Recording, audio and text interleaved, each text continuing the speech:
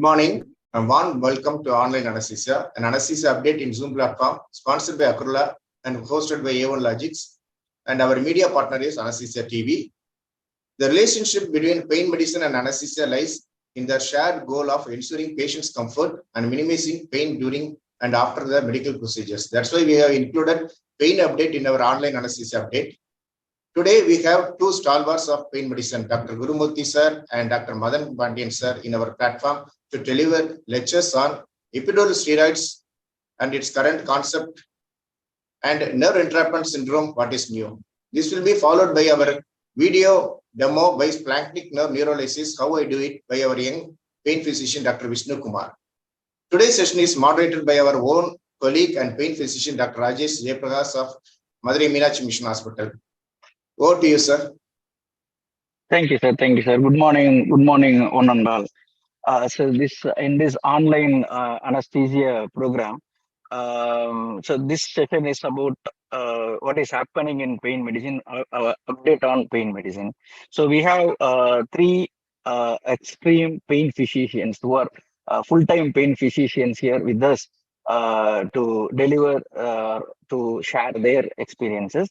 The first lecture is by Dr. Gurumoorthi, a good friend of mine. He is from Trichy. He's a senior consultant in Dr. Guru's Interventional Pain and Palliative Care. And he is going to talk about epidural steroids. What is the current concept? So it's a very important topic that even anesthesiologists or pain physicians, everyone does that epidural steroid day to day in their practice. So how to go ahead and what is the current concept related to that? So over to you, Guru. Please share your. Thank you, sir. Thank you, Dr. Rajesh. So thank you, one and all, for joining on this session in the morning. So thank you, Online Anesthesia, for giving us the chance. So today, when we had a discussion which topic to go ahead, so me and Rajesh were discussing, and we thought, okay, let me go for a very common topic. Okay, so then we had zeroed on epidural steroid.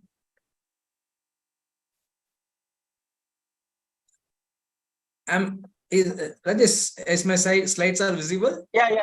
You are readily visible. Okay, fine. So we had zeroed on epidural steroid. This is a very simple topic, right? If you ask any pain physicians who are busy in practicing in pain management, if you ask what is the common procedure done by you in your pain clinic, especially in the spine, they will say it's epidural steroid, right? So you're not even pain physicians, most of the anesthesiologists, if you ask what is the procedure you do in pain medicine, then they may saying in epidural steroid. This is very commonly done procedure. Even if you ask any of the pain physicians, okay, sir, can you tell me, so which procedure you are stuck very frequently? So again, the answer is epidural steroid. Okay, so though it's look like a simple procedure, we land up occasionally, it's not very frequent, but this is the one procedure where we stuck up. We have find difficulty in putting those procedures. There are a lot of debates whether it works or not. So then we thought of, okay, we had got young doctors in this forum. Okay, then we thought of, okay, let me talk on the most common things.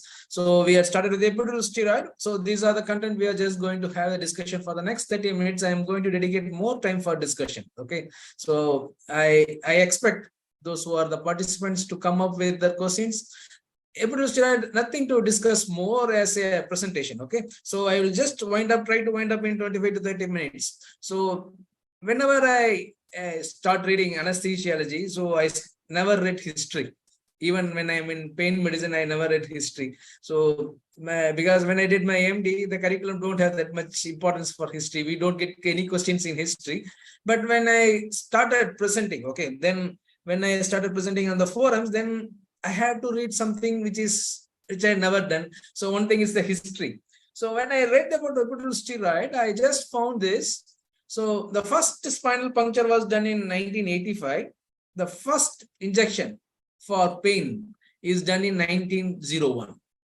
Right? It was done by two people on different occasions, one by Sekara and Kathleen. So Sekara had got good results in that block, and Kathleen don't have any good results. So the answer is because Sekara did transfemoral and Kathleen did caudal. So Sekara used more volume and Kathleen used less volume. So Sekara has got good results and Kathleen don't have that much good results for sciatica. So it's not that thing. The thing is, it took almost 20 to 30 years for epidural steroid to the procedure started, because Sikat became a radiologist and Catherine became a surgeon. Okay, so they stopped doing the procedures in 1930. I think they started giving epidural steroids. This history I just wanted to insist because it's the line given there. Some innovations in the history of medicine spread quickly. For example, discovery of ether to anesthetic patient in 1846 spread across the Atlantic from Boston to Paris and London in only 4 weeks. For example, these things spread very fastly, but for example, the epidural steroid or epidural treatment with local anesthetic took very long time. So it's almost took 2 to 3 decades for other people to realize, okay, we can start doing off. So why I took up this slide is, it's happening nowadays also. So what we are doing, most of we anesthesiologists, we are part of not very, it's less numbers. We are getting trained in pain management, but when you come out, we turn our pathway again to anesthesia. So most of us are not coming to pain management, and even those who are practicing pain management, they have to struggle a lot to get their practice done, because it is not because of the skill, it's because of the knowledge present among even our colleagues. We can say that if you ask some anesthesiologists, do you do pain practice? They may come up with the answer, yes, I do. So then if you ask, what is the thing you do? They say, I do epidural steroids. Okay. Sometimes they will say, I used to give morphine and all. So just understand, just giving epidural steroid is not equal to running a pain clinic. Okay. So it needs more skill. It needs more knowledge. So that's the one thing we have to occur rather than from anesthesia. Just doing anesthesia, we can't get the skill of a pain management. Second thing is, though we say epidural steroid injection is very commonly done in pain clinic, we are doing, most of us, not I am talking about as a common, it's almost more than 90% of the epidural steroid done by anesthesiologists is done as a technical thing. So you will be getting a patient from an orthopedic or a neurosurgeon and they will ask, give epidural steroid, and you'll be just doing it. So if any one of you, can you answer? So what is the common cause for failure for epidural steroid? The answer is, you are giving this technique, you are giving the steroid in a wrong patient, because most of us don't know what was the diagnosis. Most of us will think it's radiculopathy. There are n number of causes which can cause back pain. Okay. So it's only the clinical examination which is going to help you. It is the diagnostic block which is going to confirm your back pain. We just go on giving epidural steroid. Just, for example, the patient is not responding for analgesics just with back pain. In a 60-year-old male, we just go on giving epidural steroids and the patient is not responding. Actually, the diagnosis may be facet joint and you are giving in a wrong patient. That's the most common cause for failure of epidural steroid. You are giving a steroid, you are not getting a response, you are just telling that, okay, the steroid has failed. No, you are failed because you are done in a wrong patient. This is the most common cause of failure in epidural steroid. So what is the indication? So we had got a lot of indications for epidural steroids. So if you go to the literatures, they will have a lot of case series, a lot of studies, but the most common indication is discogenic pain, radiculopathy, canal stenosis, and failed back surgery syndrome. These are the 4 important indications for epidural steroids. The most common thing will be radiculopathy because the results will be far better if you do it in radiculopathy. Other indications like coccydynia, proctology figures, acute herpes zoster, and chronic pelvic pain, and so on. So you can try, but you have to do it as a reserve procedure. You just cannot say, okay, I will try epidural steroid in this patient. Just you have to try everything. If everything fails up, then you can try with epidural steroid in these patients. What are the contraindications? As an anesthesiologist, we already know. So what are the contraindications? But still, we have to focus on very important thing which we always miss it. That is glaucoma and increased intracranial pressure. Okay. So this question you should always ask if you are going to epidural steroids. I think most of us don't ask this when we are going for anesthesiology, but this is a very important thing in epidural steroid. You have to ask the patient. What happens if you are not asking the question? If the patient has got angle closer glaucoma and you are just go on injecting, sometimes it can cause retinal hemorrhage. So if the patient has got increased intracranial pressure, if you just go on adding this 10 ml of epidural steroid, then they may be going for coning. So we should be very careful with these patients. There is a debate regarding antiplatelets. Okay, so most of the interventions, especially these epidural steroids, we use it we are least bothered about NSAIDs and aspirin, but still there are a lot of studies saying that okay, even you can do with clopidogrel, dabigatran, and everything you can do it off, but still for the safety of the patient, better stop it as recommended as we follow it for anesthesiology. But only thing you have to switch over with heparin. Okay, don't, if the patient is having a CVA and you are stopping antiplatelets, it's going to aggravate more. Better always put it on some antiplatelets. So for example, the patient with CVA for the last less than 6 months, better put it on heparin and stop it off. Okay, so these are the methods as commonly we do. So we have got 4 regions: sacral, lumbar, thoracic, and cervical. So if you look at the sacral, there are 2 options we do. We can do transforaminal or we can do caudal. Okay, for example, if it is a lumbar region, we can do interlaminar, caudal, and transforaminal. In case of thoracic, we can do interlaminar and transforaminal. It's a really difficult thing to do it in thoracic. But in case of cervical, the option is interlaminar and transforaminal. These are the options available. I will be just going to tell what is the advantage of each techniques, why we prefer those techniques than other techniques. So let me start with next slide. So let me start with caudal epidural. I think this is the most commonly procedure done by an anesthesia pain physician, not by an anesthesiologist, especially in pediatric case. Yeah, caudal epidural is the most commonly done thing in anesthesiology. But in pain management, I think if you are talking about epidural steroid, means most probably we are talking about caudal epidural steroid, right? So what is the advantage of doing caudal epidural? Here you don't know any specialist like 2 needle. We no need of a lower technique, right? So you need just a simple needle, long needle. So we routinely use Venflon stillet. So that's 18 gauge Venflon stillet is good enough because it has got lateral eye. So even if your needle is hitting the bone, there will be a lateral eye there you can inject off. So another thing is nothing to worry about dura. Until S2, there is no dura. Just you can, no need to go by millimeter, just go, just in centimeters, just go. Just cross the S3, keep it there, keep it in the midline, inject contrast and do it off. So even S2 have a good margin. So if you are reaching S1, you may puncture dura, but we always say, okay, keep it at the level of S3. It's a very simple procedure, nothing to worry about dura, nothing to worry about meninges. Just only thing is you have to enter into the caudal epidural space. Again, the disadvantages. So you can't do it for any pathology at the level of L4 and above. For example, you should not do it for L3 and L4 because we can't inject that much volume to reach L3, L4. So because the sacral canal is the least resistant structure, so even if you start injecting, it can accommodate 20 to 30 ml. Sacral canal itself can accommodate 20 to 30 ml. It's very difficult to inject that much volume to reach L3, L4. But still, it can be tried. If you're not able to do interlaminar, if the patient is not willing for interlaminar, then you can try, or you can put a Rax catheter, or you can, there are some Korean catheters where you can navigate, just go there and inject there. Second thing is, though I say this is the most commonly done procedure, we usually do it at the patients above 60 years, right? 60, 70, sometimes 80 years with scanal stenosis. Those patients will have calcified sacrococcygeal ligament, and sometimes there will be osteophytes.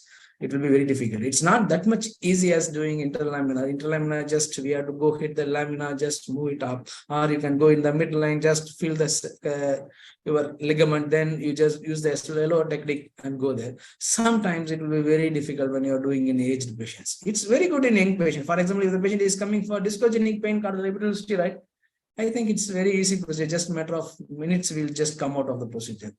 Third thing is sacral canal is highly vascular. So even if you are just going at keeping at the needle of S3, aspirating of nothing coming up doesn't mean it's intravascular. I had seen it very frequently in my practice. Okay, if I aspirate, nothing comes off. If I inject contrast, you can see the drugs nicely spreading in the venules, right? So there is more than 30% chance of keeping it intravascular. Again, I already told it's a big canal, right? So you need more volume. For example, you are doing interlaminar, you need maybe hardly 4 to 6 ml. For example, if it is L4, L5, just put your needle at the L4, L5, just 4 to 5 ml is good enough for those pathologies. But for example, if the same structure, same pathology, if you're doing by caudal, you need minimum at least 6 to 8 ml. So it slightly needs more volume. So more volume means you are going to dilute it more. Second thing, you are adding more local. So unnecessarily we are just going up. It's not clinically so significant, but still, if the patient already has some multiple canal stenosis, you are just going on increasing the volume, it may aggravate. Okay. So caudal, as again, we'll go for caudal. It's no need of special needles, no need of worry about dural puncture, right? Coming to the interlaminar, it's very commonly done by anesthesiologists. Yes. Most of anesthesiologists are very expert on doing this. The main advantage of interlaminar epidural is you can do it in any position except supine posture, right? So you can do it in prone position, lateral and sitting posture. So those patients who are not able to sit, lie, you can make them to get it sit and you can do the procedures. It can be done for any level pathology. Nothing, level doesn't matter. Even if it is L3, L4, L2, L3, you can do it off. And one more thing is you need an LOR technique, right? So we can't just go like caudal epidural, just go and keep it there. You can't, for example, you can't keep it in lateral view, just cross the lamina, you will get epidural. No, you need an LOR technique. The disadvantage of is, so we always should be very careful whenever we are going to use a bigger needle. The epidural hematoma chances are more with this interlaminar. So you always should be aware. For example, I had told you in any level you can do it off. Yes, you can do it off with CM guidance or with ultrasound. But only thing you should be aware of normal cord enlargement. You can't do it in L1, L2. If you can do it, nothing wrong. But only thing you should be very careful.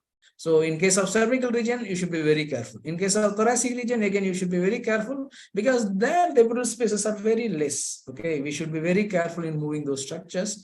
Again, even though we are using a lower technique, there may be a minimal chance of dural puncture. Okay, if you are injecting a drug, in spite of injecting in the epidural space, if you inject anything in the arachnoid space, it's going to be nightmare for the patient. It will cause severe arachnoiditis. Okay, so again, for example, I already told if the patient has got L4, L5 canal stenosis, you are going to inject at the level of L4, L5, there may be a chance you may aggravate. Okay. So these are the, I can say these are the indications that it has got, it's a negative recommendation. You are not supposed to do that. For example, if the patient got L4, L5, just do it on the lower level. But only thing, you should identify the level normally. Just palpatory method itself is not adequate. You have to use at least ultrasound or CM machine to locate that level, right? So this is about the interlaminar, transforaminal. Yeah, it's the procedure we usually do it for radiculopathy, right? Those patients who has got radiculopathy symptoms, it's have more diagnostically. The caudal and interlaminar, they are more of therapeutic. Just we'll go put steroids and come out. Here we can do local anesthetic and check out whether the patient has got the same radiculopathy. For example, if clinically I'm saying it is L4 radiculopathy, if I put local around L4, the patient should have pain relief. This is the most confirmatory test for pain symptoms. Okay, so MRI and CT are not going to help. It's just going, it's not the confirmatory test. It just gives you a clue about the patient's disease. So it is the diagnostic value it is going to help. You need less volume for those patients. If, for example, you need 2 to 3 ml for transforaminal, and if you have started doing transforaminal frequently, you may do advanced procedures like DRG and endoscopic discectomy. For example, if you start doing transforaminal, if your skills goes on increasing, then you may advance yourself to endoscopic discectomy. Again, the disadvantage is don't do transforaminal above L2. You can do it at the level of L3, L4, L5, S1, S2, but don't do anything above L2 because we had got major artery like artery of Adam's case or any segmental feeding artery. If you injure it, it's going to compromise on the patient's life, right? So don't do above L2. There are some people who say that, okay, you can do it.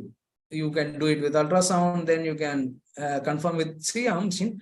Yes, this is for those patients who are persons who are practicing for years. Those have got good skill in needling, but it is not advisable for those who are going to start their practice or those who are in the young stage of your practice. Again, you can't do any transforaminal just by blind technique. Just you can't do it like go and hit the articular pillar, walk it down. Don't do it off. You always have to do it with either ultrasound or CM machine. CM machine is always the better than ultrasound machine. So you have to do it with ultrasound, CM machine. Okay. Again, just a summary of technique.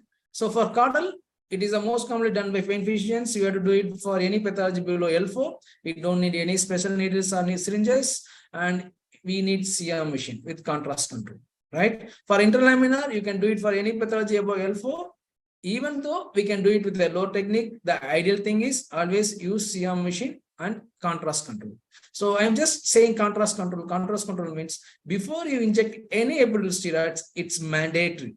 Okay, just like that, you are just going and getting a loss of resistance, and you can't just inject steroid. Okay, you have to confirm. So without confirming with contrast injections, don't do epidural steroids, right? If it is intravenous, it's okay. The patient is saved. If it is intra-arterial, so the patient life is going to be horrible for the life. Okay, right? So transforaminal, we always do it for radiculopathy. For example, the patient has got radiculopathy. The first option will be transforaminal, then CAR, right?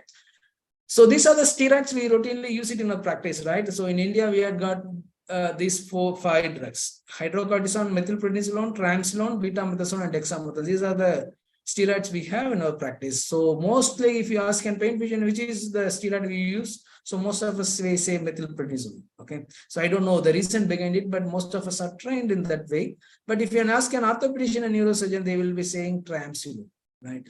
But just understand there is no difference between these two drugs.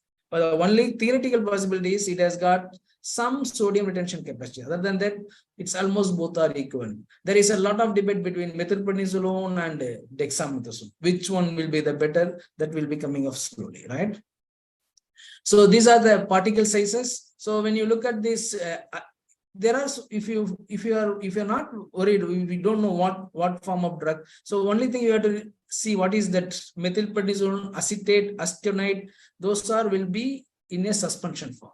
So for example, if the drug is in phosphate, so those will be water soluble. That will be very clear. If anything in acetate, acetonide, it will be suspension form. Okay, most of us will be using this drug. So most of you know this brand Depomedrol. Nowadays in India, it is not available. It has been stopped for long back, almost 3-4 years. We had got only 2 companies in India. We are supplying methylprednisolone, that too in suspension form.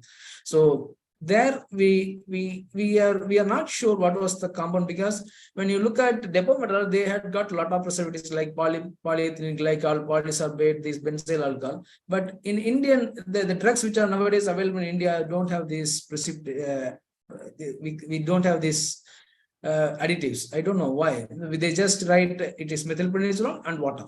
So I don't know whether they have it or not. So what is the importance of these additives? These may be the important thing for your allergic reaction. So whatever the compound we have here, they may be the responsible thing for allergic reactions. So usually steroids is a drug of choice for your anaphylaxis or allergic reaction, but sometimes even these drugs can cause allergic reactions. It may be because of these additives, right? Just this is about the steroids we are using. So we are coming for the discussion of the most important thing. When we had started practicing pain management, I think it is 1990s to 2000. I think most the young first generation pain physicians started practicing in India. Then we had got generations coming up, learning a lot of things. In 2014, I think it was at the time where we are talking more on pain. In 2014, the FDA has issued a letter that injection of corticosteroids in the epidural space of the spine may result in rare but serious adverse events, including loss of vision, stroke, paralysis, and death. It's available in online also. Okay, so nowadays we are living in online era, right? So most of the patients, if they're advising steroids, they will just go and Google it up and they will come back, sir, FDA has given this warning. What can be done? Okay, so I think this was one of the most important hindrance for progress of pain medicine. Then a lot of debates came, there are a lot of articles came back, there are a lot of debates. Then still FDA has not removed that epidural steroid. Epidural steroid can be used. They don't say don't use it off, but it is an off-label use. It's not for, it's not labeled for example, Depomedrol is not labeled for epidural space. I still remember the Depomedrol by Pfizer, they used to have a warning in it, not for epidural injection. Though we use it for epidural, if you read the pamphlet inside, it has the word that not for epidural. Nowadays in Indian drugs don't have that marking, but Depomedrol by Pfizer has got that warning. So then we had a lot of discussions. Why this happened? Why these things are happened? There are a lot of debates going on. Then they found out, okay, it's again the debate is FDA don't have any rights to say this procedure should not be done because they don't have control over any procedures. They have control over food and drugs, nothing more than that. So they told you should not do epidural steroid injection because it harms more. Then the studies came back and told that, okay, it is not the epidural steroid, it is a technique. Most of the complications which are causing is not because of this steroid. It is because of the wrong technique. So most of them are done blindly. Second thing, it is done transformally. So without injecting contrast, without image guidance, if you are doing, especially in the cervical region, though we can say you are just without contrast injection, you are injecting with just by ultrasound machine, then there may be a chance of all these things. Okay. So now they had told, okay, fine, you can do it, but do it with image guidance. So that was the inference at last. Again, there was a debate between, okay, why to use suspension form, use water soluble, right? So nowadays there are a lot of studies saying that, okay, in spite of using methylprednisolone depot form, use dexamethasone. The results are okay, are comparable. So there is significant, we can say it also produces significant pain relief. But again, those who are already practicing in pain management are very comfortable with the steroids. I think it was most of theoretical value. They say, okay, at least it will stay there for 3 weeks and they will have a better results. But there are still a lot of articles coming out with water soluble. Again, we'll go for side effects once FDA has issued it. So now we start with why FDA has given these things. Okay, most of the side effects are because of procedure. Okay, so what are the procedure complications? If you look at this is the whole list in 10,000 patients. Okay, it's a significant number. It was even given before FDA's one. It was done in 2012. Okay, this article has been done in 2012. FDA given in 2014, then 2015 multitask workforce, everything has started discussing those things. But if you look at these complications, okay, the most common thing will be your bleeding. It's not because of drug. It's because of the procedure, because we are using a bigger needle. For example, if you use a small needle, if you are using 20 to 23 gauge, you may not cause. But here, mostly with the interlaminar epidural, we have to supposed to use a bigger needle. For example, you have to use 16 gauge or 18 gauge. 20 gauge will be very small. We can't reach it off. Even if you are doing, for example, if you are doing the same patient with sitting with LR technique, you may reach the epidural space in 4 centimeter. The same patient in prone patient with CR machine, you may reach it in 6 to 7 centimeters, because you are going to, because of the lordosis. It's very difficult to correct the lordosis with prone position. So again, we have to use a long needle and a bigger needle. So the most common complication for epidural steroid is bleeding, nothing more than that, right? So the remaining thing like infection, abscess, it's almost literally zero. So it's not more invasive procedures. We are always worried about infection in few patients, like those patients who has got uncontrolled diabetes or immunosuppressed. So these are the patients who are we always worried about. Again, we never give antibiotics for those patients who are undergoing for any intervention other than like trigeminal where you are touched dura. Other than that, we never give antibiotics. But we specifically give antibiotics for patients like those who are uncontrolled diabetes. For example, who has got always blood sugar about 200, immunosuppressed patients, those patients who are on immunosuppressant drugs, are those patients retroviral positive, then we give antibiotics. So even though I say we can give antibiotics, there's still the scientific reason behind it. It's for our personal safety, nothing more than that, right? Then, so we had got few other side effects because of the drugs. One is allergic reaction, I had told, mostly is because of the additives, immune suppression, right? So if you are giving a steroid, we always worried about, okay, if you give some injection, what will happen to the immunity? So it has been shown, even those patients who are undergoing like a shoulder intra-articular injection, always defer any major surgery at least for 6 weeks, right? So for example, if the patient has undergone intra-articular steroid, don't go for laparotomy. Okay, you have to wait at least for 6 weeks, or we can put it in the vice versa. If the patient is going to undergo any major surgeries, don't do any steroid injections. Again, the third thing is hyperglycemia. Those patients who are diabetic, we always worried about, you are giving a steroid. What will happen to the blood sugar? Just relax, nothing will happen. So usually the blood sugar elevates slightly on the 2nd day to 6th day, but I had seen not that much significant. So I always have the habit of seeing blood sugar on day 3. I just ask the patient to do blood sugar, fasting blood sugar on the day 3. Most of the time it won't fluctuate that much. Even those patients who are elevated usually comes back in 6 days, right? The fourth thing is bone demineralization. So if again, we can say if you're injecting in the tendon, they say it will get weakened. What will happen if you're injecting in the spine? What will happen to the bone strength? Yes, if you're injecting epidural steroid, your fracture sites, your fracture chances goes up by 31%. Okay, so but still there are articles says that even with 3 injections, the osteoporotic chances are very less. There are some articles says no, even with single injection, it can go up by 31%.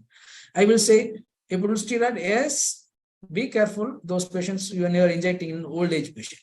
So in a young patient, okay, it's not a big issue, but in case of old age patients, always be careful. It's relatively less when you are doing epidural steroid, but still there is a chance of vertebral weakening and vertebral fractures, right?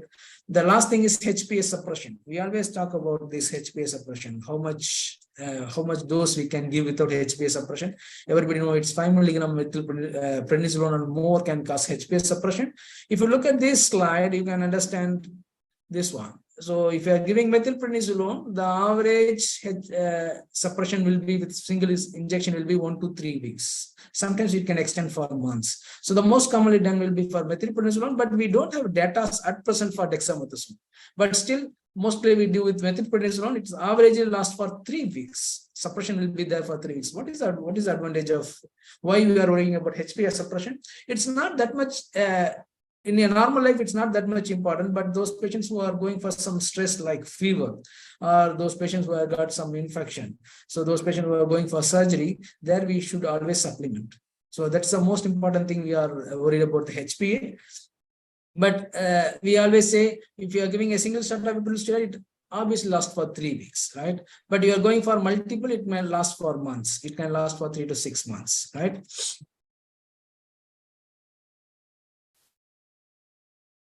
Okay, what is the recommendation? Present recommendation for epidural steroid. So those I had seen a lot of people who are doing pain practice. They always have for example, the patient has got PAVD L5S1 with L5 radiculopathy. What they do caudal epidural steroid, then they put root block.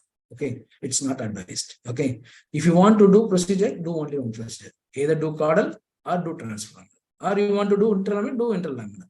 Again, interlaminar, for example, the patient has got multiple disc bulge. You can't just put one at the L4, L5. Again, you cannot put it in L3, L4. If you want to put, you have to put it at only one level. And if you are going for transforaminal, you can do it at the maximum of 2 levels. For example, you are going for bilateral, you have to do it at the level of 1 level. For example, L4, L5 means bilateral L4, L5, you have to do it once. Again, if you are injecting transforaminal injections, you are not supposed to inject more. For example, there are some intention of, okay, let me put it in the L4 and I will try to put 4 to 5 ml, it will go up. You should not do it off. Okay, so you have to maximum inject around 2 ml. So can we repeat the steroid injection for those patients? Yes. You can't get 100% results in most of the patients, right? Again, there is again a debate whether it's going to respond or not. Even if you get, doesn't mean you will get 100% pain relief.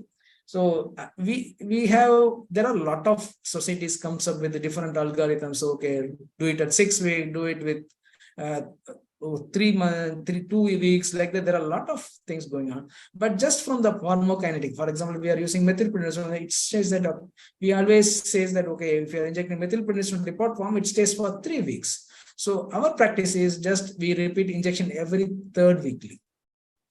We never make it as a mandatory injection. We just inject the patient, just ask the patient to come back after 3 weeks and see how much is the pain relief. If the patient says I'm having 80 to 90% pain relief, that means it's okay. Don't do anything. Don't do any intervention. Just put the patient on physical therapy and get back the patient. If the patient says I'm having 50%, then I may repeat the injection. I repeat with half the dose. For example, I injected 40 milligram of depot steroid or Depomedrol, then I will be injecting 20 milligram of Depomedrol. You have to put dose, you have to half the dose, because we should be very careful in putting the amount of steroids also. Again, and I reevaluate the patient after 3 weeks, then I will see how the pain relief was. Again, if the patient says, I had got result improvement, but still I'm not getting 80 to 90%, then I will repeat it off. The recommendation in most of the books says you can go up to 5 injections, right? Some books says it's 6 injections in a 1 year duration. But in Indian practice, I think we as a group trained under the we always say don't go more than 3 injections. Okay, so 3 injections is the maximum injections we usually go for. And again, for example, the patient you did 3 injections. Again, the patient comes back after 8 months and says, I want injection. Again, don't just go directly for epidural steroid. Re-evaluate the patient. If this is the same pain, again, you have to again put the patient again on conservative. If the patient is not responding, then you can go for this epidural steroid injection. Again, the debate is whether I get to go for depot or soluble. Yes, for lumbar regions, sacral regions, you can go for depot steroid, but make sure you are doing with ultrasound or CM machine with contrast control. If you are doing it blindly, don't use depot-minerals or depot steroids. Use dexamethasone. That's more than enough. You have to inject 4 mg of dexamethasone. If you want to inject local, that's up to you. So adding local in epidural steroid injection is not going to have a significant difference for the patient. It's just a matter of few minutes to hours. So nothing significant. Just you can just go for dexamethasone. Again, the debate is whether to go for blind or image guidance. 100% you have to go with image guidance. Again, the debate is whether the CM or ultrasound. I will say if you are going for spine pathology, CM is the best. Okay. One thing is, even with ultrasound, you need CM machine as your partner. For example, if you are keeping your needle under ultrasound guidance in the epidural space, and before you inject, you need a contrast injection. The combined technique is always the best, because when you are using CM machine, the radiation hazard is always there. There you can use ultrasound machine to keep the needle at end position. Then you confirm with CM machine. That's the best way to do it off. So how much dose we can give? There are a lot of recommendations, but from Manchikanti, it was 3 mg per kilogram of any steroid.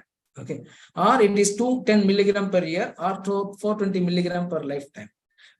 But I don't know what was the scientific basis for this recommendation, but this is a recommendation. I don't have any reason for it, but I found out most probably because if you increase this dose, there may be a chance of HPA suppression. That may be the one reason I just found out. Again, the textbook itself mentioned this word and they will say without scientific evidence. I don't know why, but this was the recommendation. I don't know the reason behind it. Still, I follow this.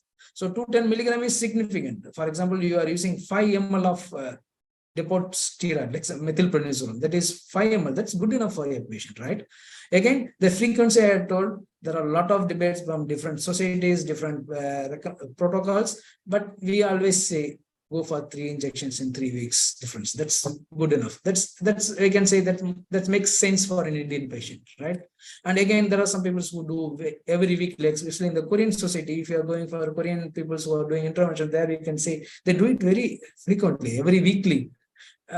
That's not recommended. You can't do the procedures which has got some complications which patient can have. You should not do it. You have to wait for the drug to act. At least 2 weeks is required for steroid to act. So you have to wait at least 2 weeks. So we keep it as 3 weeks because we expect that depot steroid will stay for 3 weeks, and that was the maximum duration that it can work. Right? There are different recommendations. When you look at the recommendations from different societies, you can see what is the medical politics. Okay, those recommendations by physician societies always says epidural steroids works too good for short term and long term. Those for physician society, they always say don't do. It has got complications. Don't do. So I don't know what was the basic behind these societies just fighting among each other, saying this is best, this is best. And I will say, okay, it's the person who does and recommends that's good. If physicians don't do those, they just take up the literature, just review the article and do it off. A pain physician does it and he sees the patients and he is the better expert than a physician group, right? So I always follow this society groups. And if you look at the neurosurgeons, they will say, yes, you can try conservative and you can try and explain the patient. That's very important. That they used to say, explain the patient and do it off.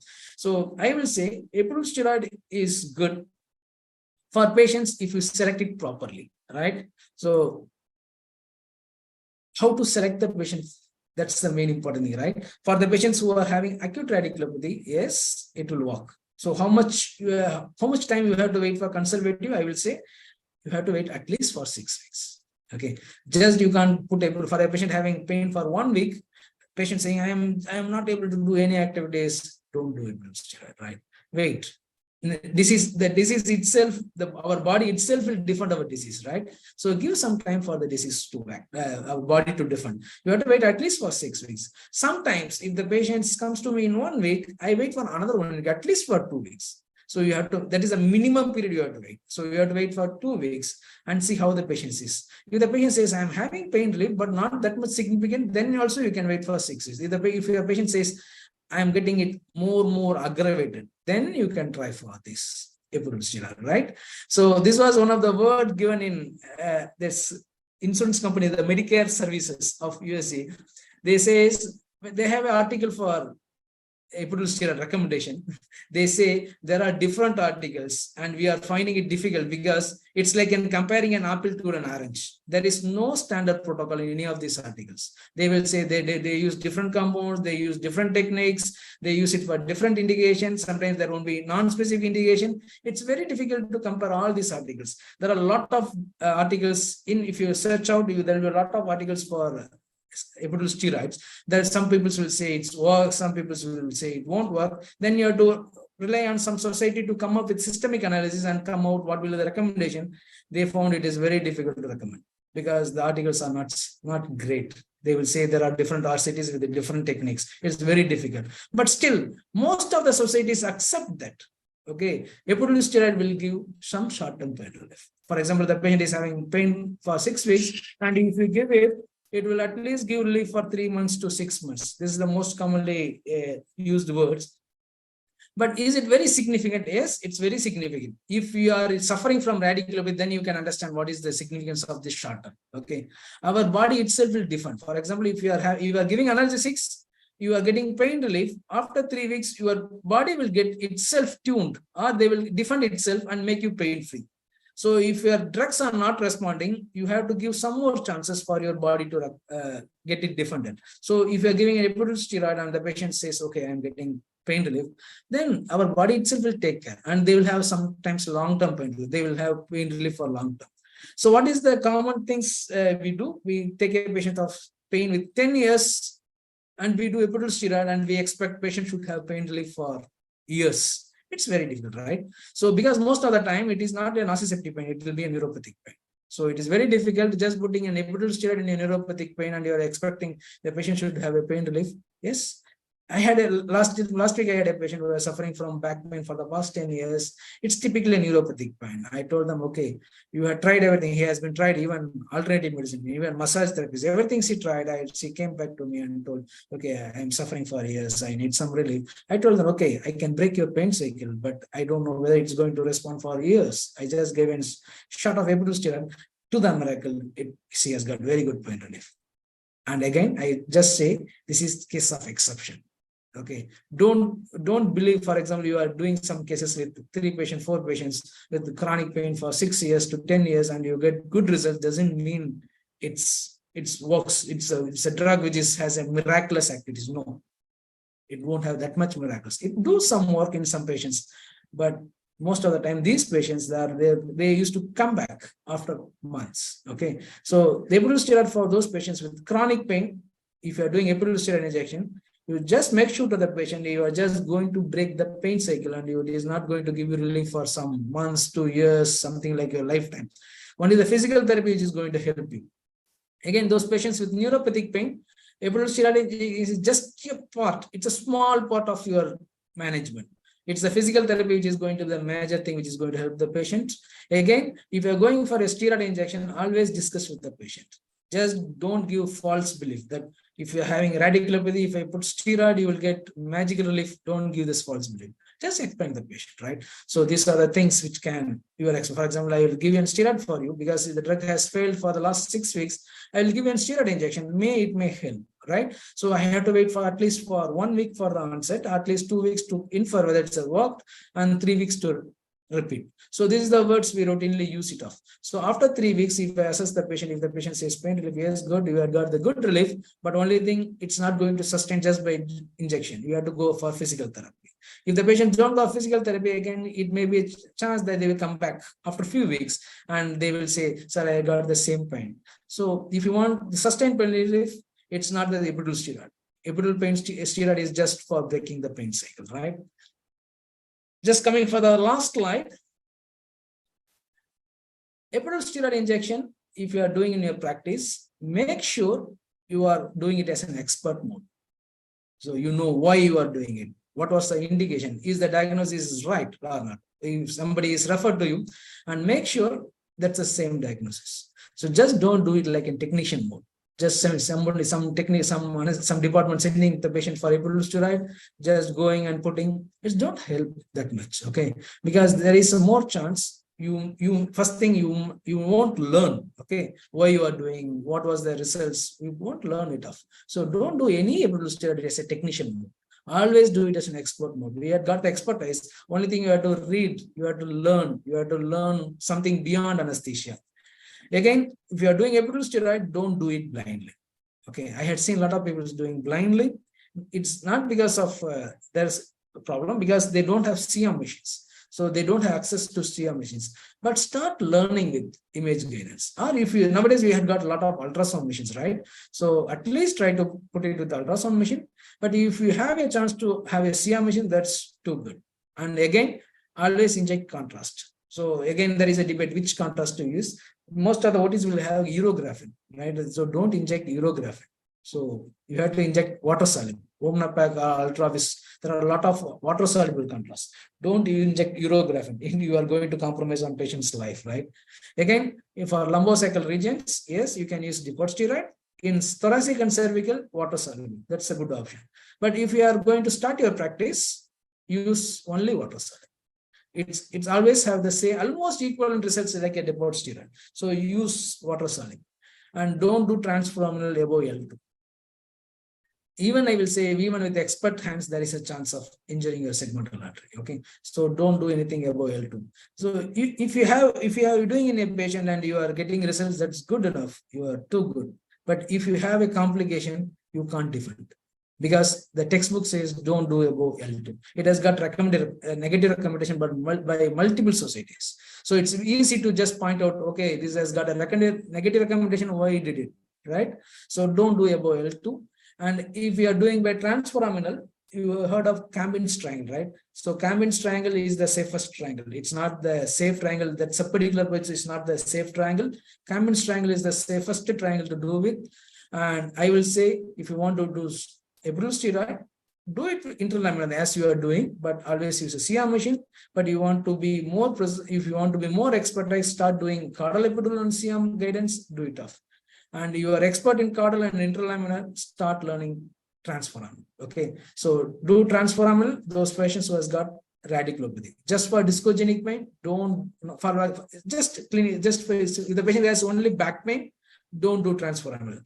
Do only interlaminar and caudal. If the patient has got radiculopathy, do transforaminal. And thank you, the team. So any questions? I am here to take your questions. Thanks, Guru. Thanks. It's a very excellent presentation, right from the basics to the current concepts. You explained the things very well. I have some queries, but some of the queries you have already answered for those queries. Okay, I didn't see. I just want to ask you one thing. You emphasize that you love to do it with spinal needle rather than epidural needle. For caudal, I prefer caudal. I always use Venfron steroid. So if you are using spinal needle, the stiffness won't be that much. If you are using 22 gauge, it will be stiffness won't be that much. I use 18 gauge Venfron steroid. So the stiffness will be good. Again, it has got a lateral eye. So even if you are injecting, if there is something resistance there, it will take out from lateral eye. Okay. See, actually, can I make a small comment on your this thing? You told that combining ultrasound and fluoroscopy is best, but I want you to tell you it's a must. It's a must. So even when you are saying it's a must. Even if you do it under ultrasound, fluoroscopy check, contrast check is must in epidural injection, because you only told that even in caudal, we have seen lot of the times it has gone into the this thing, venous plexus and other things. So when you do ultrasound guided injections, You prefer lumbar transforaminal better under ultrasound or fluoroscopy if you have if you are being given a chance? So I always, spine means my first option other than SI joint and the S1 root block. My first option, S1 I will try with ultrasound because it's very easy to do. And in transforaminal, I always, in lumbar region, I always very comfortable with the CR machine. Maybe I think if I start using it, maybe I will be comfortable with the ultrasound, but I always feel CR machine is better for lumbar procedures. But there are experts who do transforaminal with ultrasound. But as per my experience, I will say CR is the best. You mentioned about the Camden's triangle and subpedicular approach for this thing. Can you emphasize why you want to prefer Camden's triangle always? Okay, so I think I missed the presentation slide, right? No, you. So if you look at this slide, right? So this is your transforamen. You had got now. If you say this is, you divide this one into 3 structures: upper 1/3, middle, and lower 1/3. Okay, if you divide from cranial to caudal, you can make it as 1/3, 2/3, 3/3. So you can make it as 3. We can split it in 3. The upper 1/3, which we do it in subpedicular approach, just below the pedicle. If you just go, we inject, right? That was the classic approach. We do it. They say a safe triangle approach, subpedicular approach. Usually we say it's safe, but there is a chance it may get some veins there. So usually it will get some veins. Sometimes you will get a segmental artery there. So that's not a safe triangle. But if you're going below here for lower 1/3, there you won't get any veins, any artery. That's why we say Camden's triangle is very safe. The only thing, if you're doing for subpedicular and Camden's is, for example, you are doing for Camden's. For example, the patient, if we say this is L4 and this is L5, this is L4, L5 disc bulge, and you are doing by Camden's triangle, be careful. You are just going exactly at the pathology site, right? So if you are just going and exactly at the pathology site, you should not use more volume. You have to inject very less volume. 1.1 to 1.5 ml is more than adequate. Again, you are just going to inject exactly at the pathology site. That you can expect the drug to be more effective. For example, if I am injecting in subpedicular, for example, the patient has got radiculopathy here, I had to inject from down and I had to push the drug up. Okay, so that was again another advantage of Camden's triangle. Camden's triangle advantage is we don't have any vessels there in Camden's triangle, that is lower 1/3. Second thing is we are just going to inject exactly at the pathology site. So you need less volume and better action for the drugs. It's more of theoretical. I will say the better action is more theoretical, but I always say it's always try the best theoretical thing. If the patient has come up with post-laminectomy syndrome with instruments in situ, which route you will, which instruments in situ, pedicular instruments. So what route you will prefer for that type of patients? So mostly those patients who has got failed back surgery, if you are saying post-laminectomy with the instrumentation, I always preferably go for caudal epidural. So that will be the best thing to do for. So if you want me to, for example, patient is having typical radiculopathy, yes, I can try transforaminal, but instrument is not a big issue, sir. Whenever you are having a CR machine, you can change the angles, different angles, and you can find the space. But again, I will try Camden's there. So nowadays, I stopped doing safe triangle approach. I am started doing only Camden's triangle. I think for the past 6-7 years. Vishnu has made a comment that ultrasound will confirm the needle position. No, the issue is not with the needle position, Vishnu. When you do a caudal, you start visualizing the needle after you enter into the bone, because bone window will obstruct the needle visualization in ultrasound. That's why I emphasize that always it should be hybrid and fluoroscopy with dye. After that, you can inject steroids. Okay. Yeah. Ultrasound is a good thing. Ultrasound is a good thing. Yeah, there is a lot of debates going on, but again, as Rajesh told, I told the same thing only. You have to inject contrast. So contrast plays a major role. There is no contrast for ultrasound at present. Only the air bubbles are the only thing which you can use it as a contrast.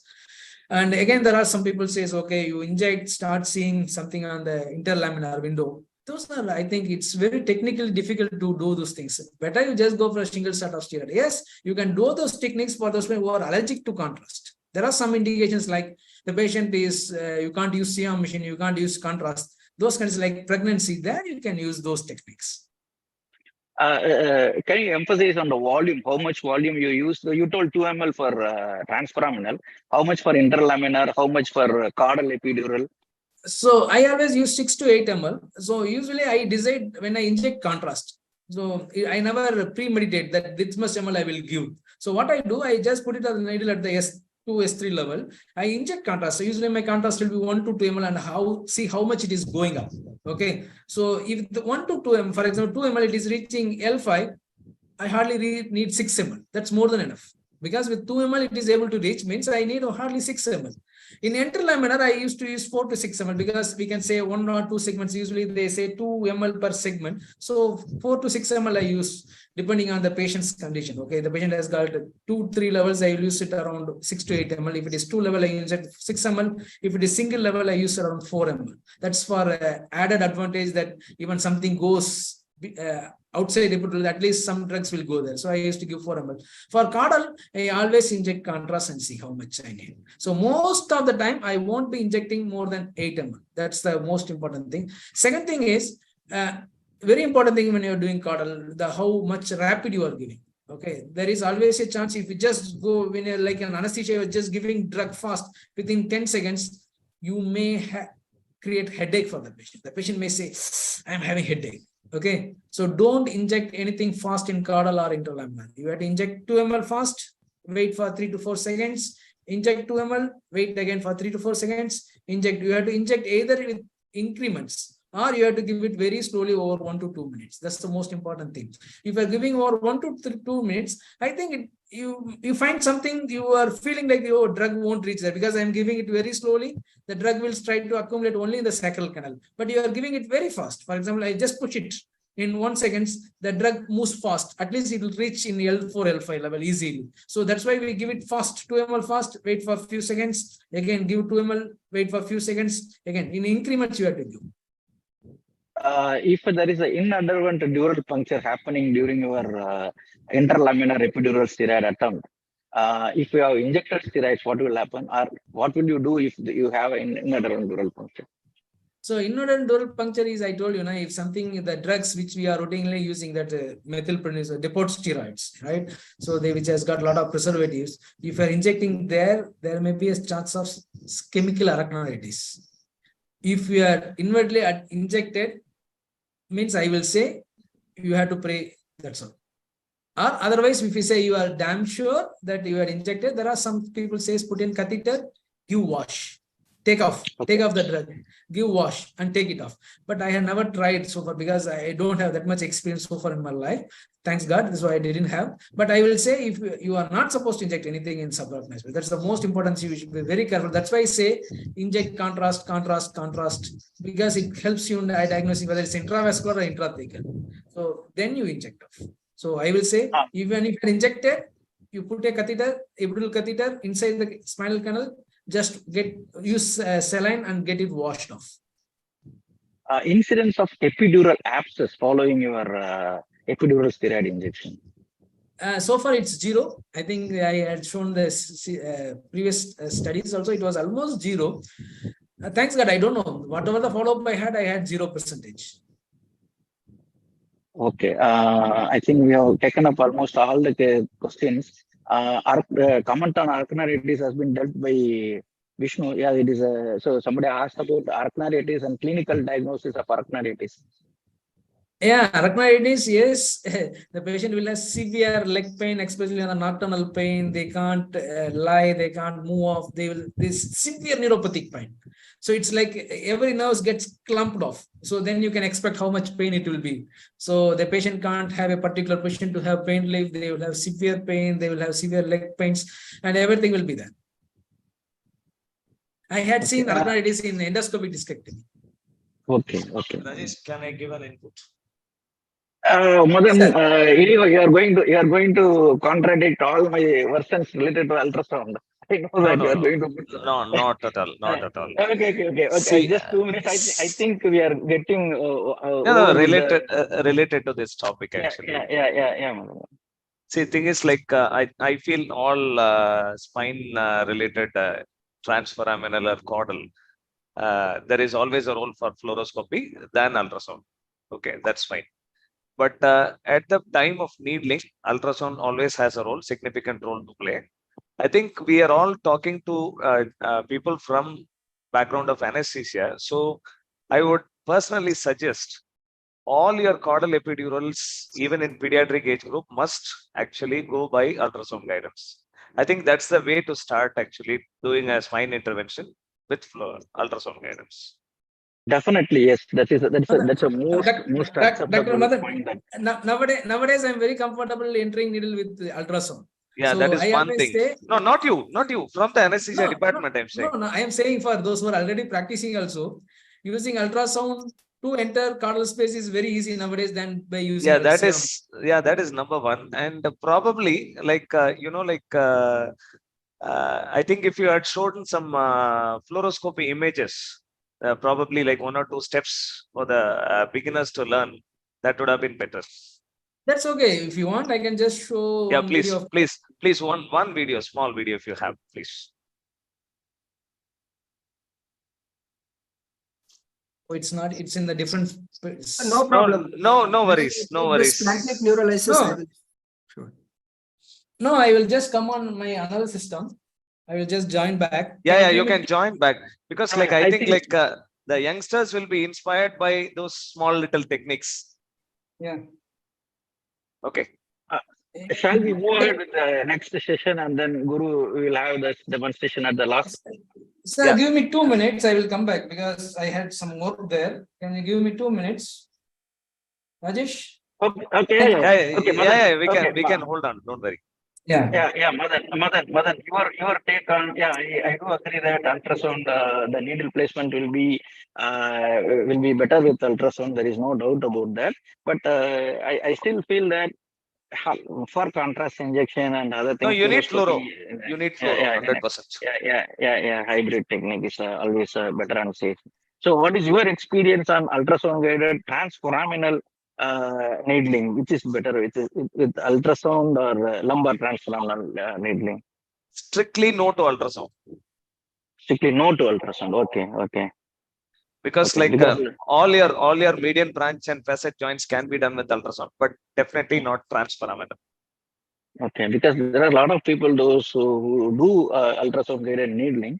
But I don't advise actually. See, cadaveric needling practice is different.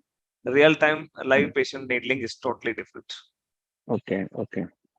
So we can't take a chance like that. Yeah. Thank you. Because this is a very great message. Because you are the expert in ultrasound needling. So the great message to the society that. No, we really can't say anything on a live patient. But with respect to cadaver, definitely we can say with respect to the dye spread. But I don't really agree with doing sole ultrasound guidance. Yeah. But cervical, how about cervical? Cervical transforaminal you cannot do. You can do an extraforaminal injection, number one. Number two, definitely you can do a facet, you can do a median branch, you can do a stellate, you can do a cervical plexus. So all that can be done exclusively with ultrasound if you want to really. If you want to have a hybrid technique, definitely yes, you can do a hybrid. But ultrasound has got a huge role to play with respect to neck procedures. Yeah, ultrasound outroots the fluoroscopy there and absolutely. Yeah. If you want, you can actually do a hybrid technique. You can do a fluoroconfirmation, but not necessarily. Whereas with lumbar spine, you always stand a chance that you will always require a fluoroscopy backup. Plus, there are certain techniques which should never be attempted with sole ultrasound at all. Okay. Guru, are you ready with your? Yeah.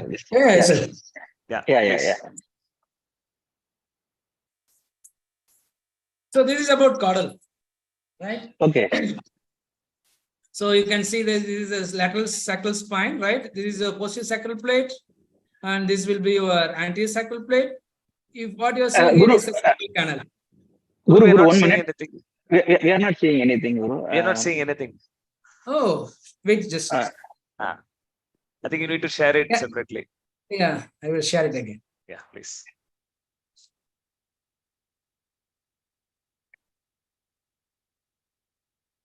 Yes, sir. Can you see now?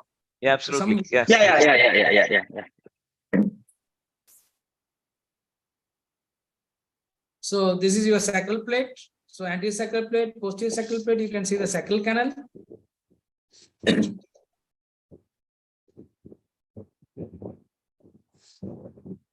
So we have to just infiltrate local.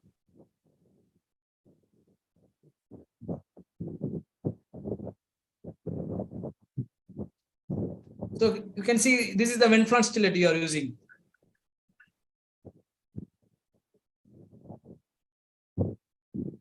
You can see the needle over here, and we are trying to enter into the sacral canal. The most difficult thing will be here. So if you once enter here, you are done. So it's very easy. So you can see this is the AP view. You can see the needle at the level of S3. You can see the contrast. This is called epidurogram.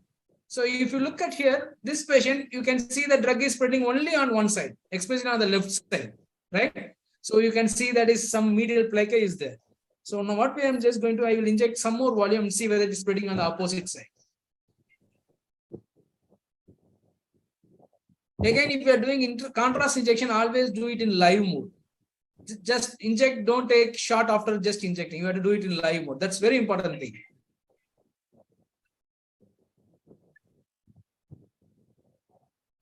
So you can see the duct spread, again, it gets spread to the opposite side here. So now I am comfortable, no need to reposition it, just I will go in again with steroid injection.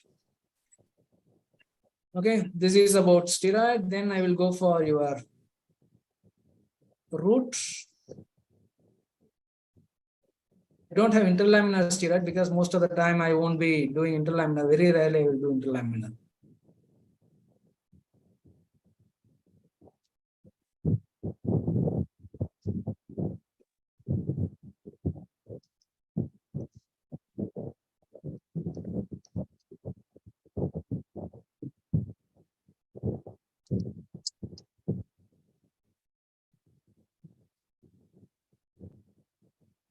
So this is the root. This video, we had it in our video book. This is the subpedicular approach.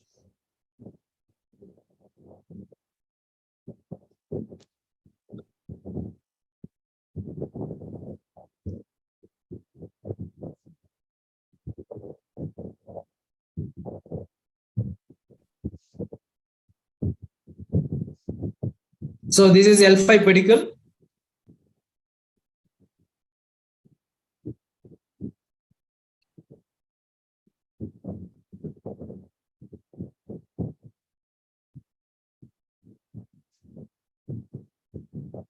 So we are doing with your fellowship candidates. So this video we took it when we are training some fellows.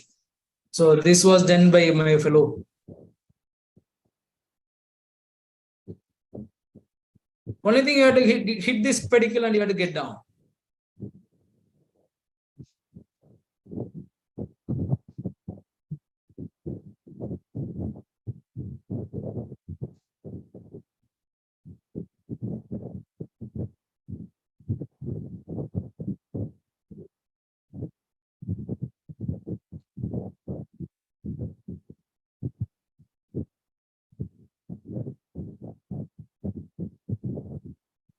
So just we have hit the pedicle, we are going to get down.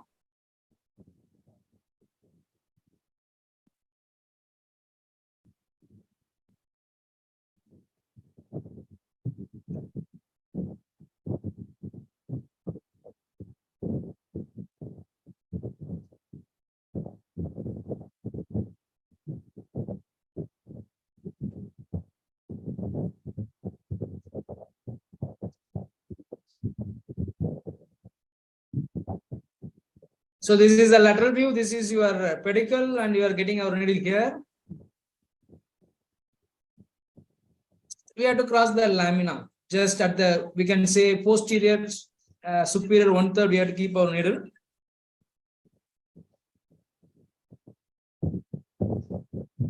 Then we have to inject. Again, we have to confirm in AP view, then we'll be injecting contrast. You can see the needle here, almost here.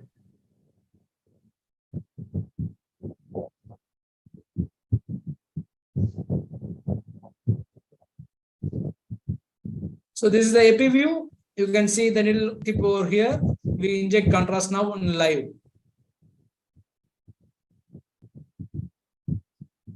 Now you can see the nerve, exactly the under nerve. Okay, so this is the typical nerve appearance. So once you are confirmed, now you have to go for steroid injection. Hardly need 0.5 ml. That's more than enough.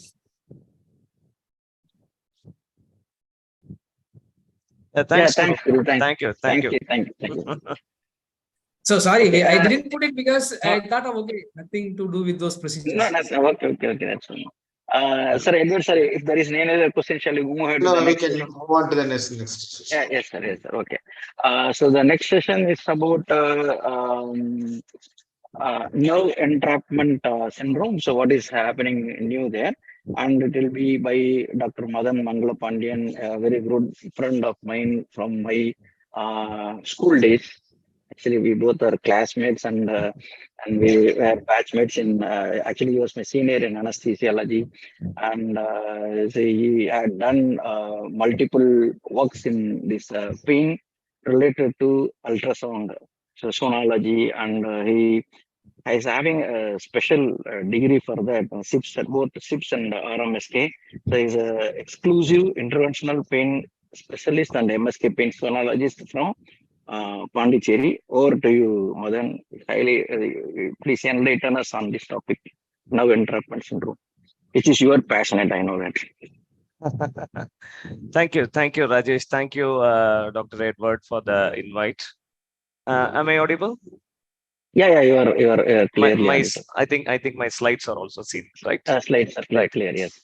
I'm basically an anesthesiologist. As Rajesh introduced me, I'm basically an anesthesiologist. Pain has actually really evolved. The department, the specialty of pain medicine has really evolved, and it has got multiple domains. I have taken up one such domain called musculoskeletal ultrasound and pain medicine, where the common problems of pain medicine actually comes from the musculoskeletal system. And out of these musculoskeletal system, there are some things which are very, very difficult to diagnose and treat. Once we make a diagnosis, I think like there is always a saying, you make the diagnosis, then it is very easy to treat. So nerve entrapment syndromes are the ones which are the most difficult ones to diagnose. That is where it becomes difficult to treat as well. So before I actually enter into the topic, I just want to tell you that we have a conference which is coming up, the MSK Pain Congress 2024 in Chennai, that is in Mahabalipuram. Please do register for this conference, because this is going to be the benchmark for the future. We have nearly 49 faculty across the globe who are going to enlighten you on this subject of musculoskeletal pain and ultrasound. Okay. Someone has time, please go through these procedures, the ultrasound guided interventions, 10 most rewarding procedures. I had a conversation recently with Dr. Hatzig. We discussed about the most rewarding procedures. In those procedures, one of the most important is the nerve related interventions, that is diagnosis of entrapment syndromes and treatment of entrapment syndromes. So how do we define the terminology? We are not essentially looking at the definition aspect of it. We have something called the structural abnormality of the nerve. There is a structural abnormality of the nerve, either intrinsic or extrinsic, compression, entrapment, or sometimes related to a trauma. The entrapment neuropathies occur within the peripheral nerves, and it is characterized by the distribution of the nerve. That's the one which is affected by that chronic pain.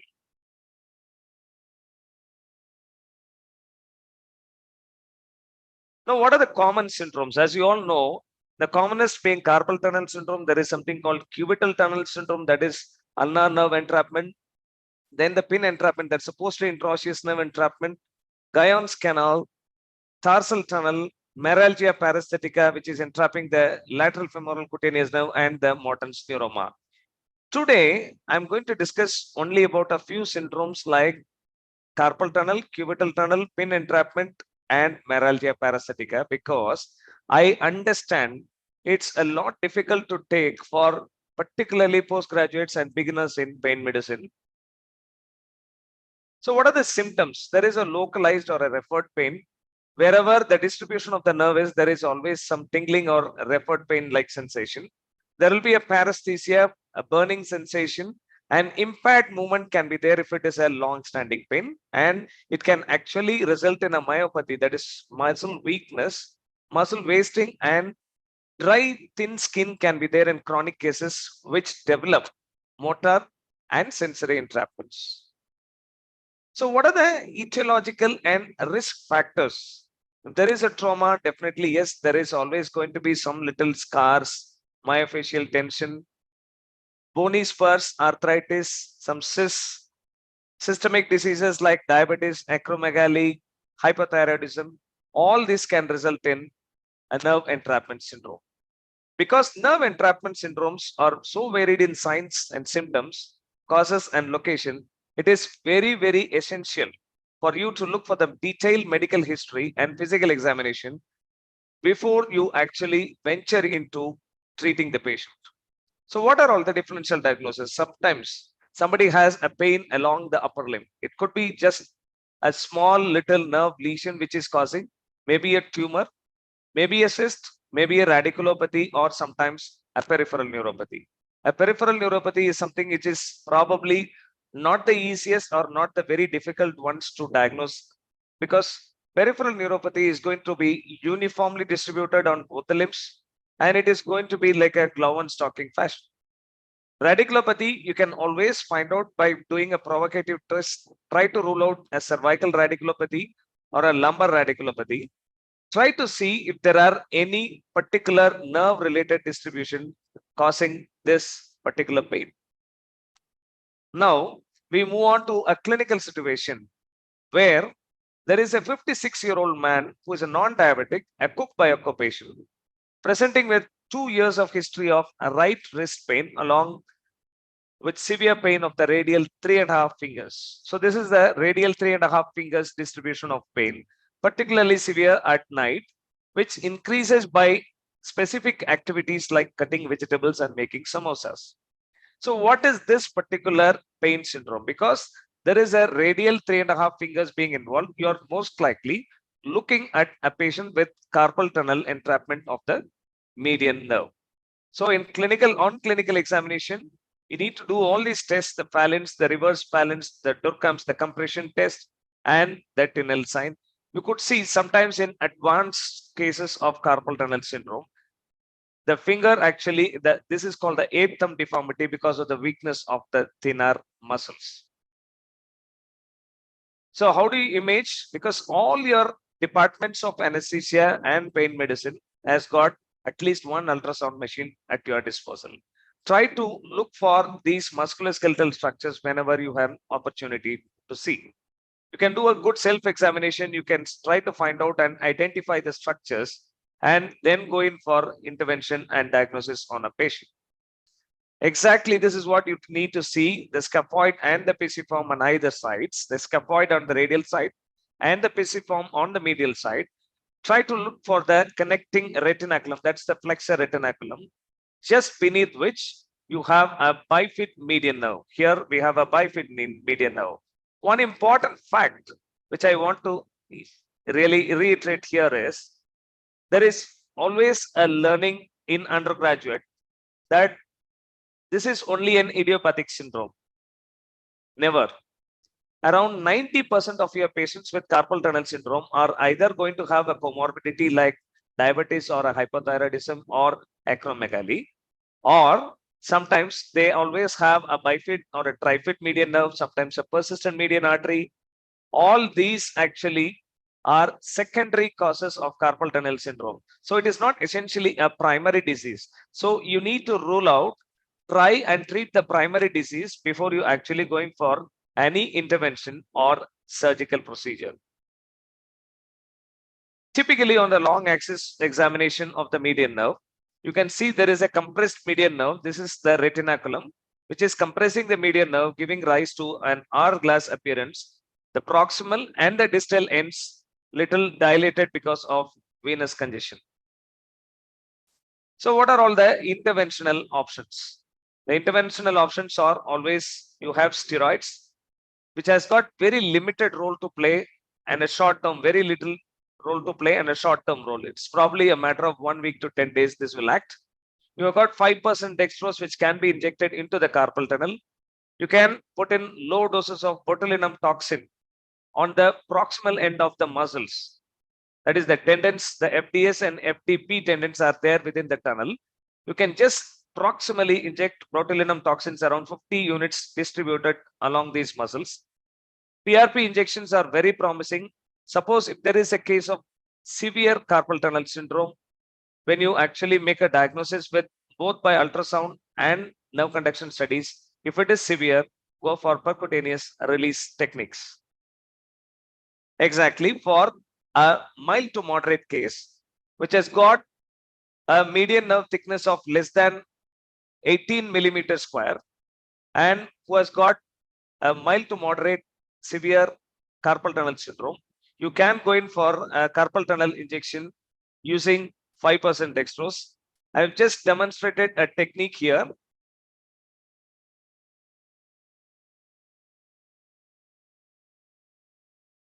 This is the medial to lateral needling. This is the scaphoid tubercle. This is the pisiform, ulnar artery there. And this is the retinaculum. This is the retinaculum, under which I'm just injecting 5% dextrose without injuring the nerve and the nerve here. That, and this is the ulnar artery. Ensure that you don't damage any of these vital structures. Try to do a fenestration of this retinaculum. You could see the retinaculum there. Try to do a needle fenestration. I have used a very thin needle, a 26 gauge needle, and on the long axis, this is the long axis of the nerve. Again, injection of 5% dextrose underneath the retinaculum there. That's the retinaculum. And you can see the hydrodissected nerve. This is the nerve which is hydrodissected, and this is the flexor retinaculum. Nicely separated out median nerve. Means that around 10 ml of 5% dextrose is injected into the carpal tunnel.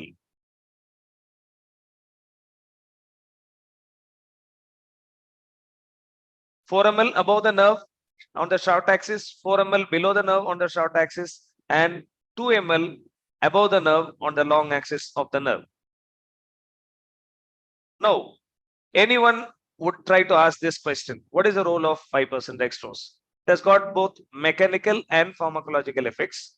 The mechanical effect, actually, it is a fluid under force which lessens the adhesions and improves the blood flow.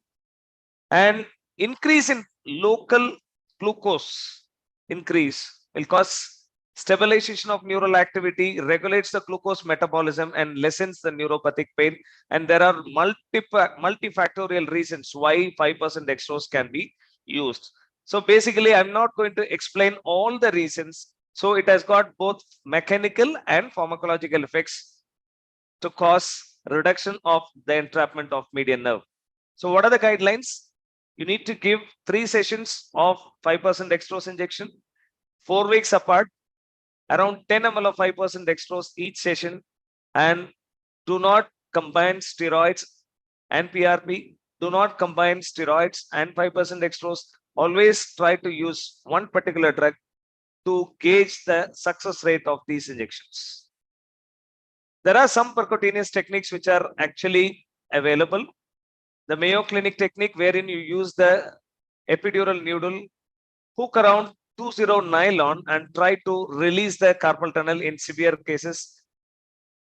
You can use a Sonex Health. Again, it is available only in the United States and Australia. Probably next year we are bringing it. This is going to cost $250, where you have a small little knife, percutaneous insertion under ultrasound guidance, release it, something like a true cut needle it is, release it with a knife so that you could be successful. There is a percutaneous technique which is available for release of the flexor retinaculum even in severe cases. Moving on, this is another patient, 65-year-old orthopedic surgeon, who actually has ulnar tunnel syndrome, that is a cubital tunnel syndrome, where the cubital tunnel, in the cubital tunnel, you could see the ulnar nerve actually is swollen. The ulnar nerve is swollen, and this is because of a thickened Osborne ligament, which is roofing the cubital tunnel.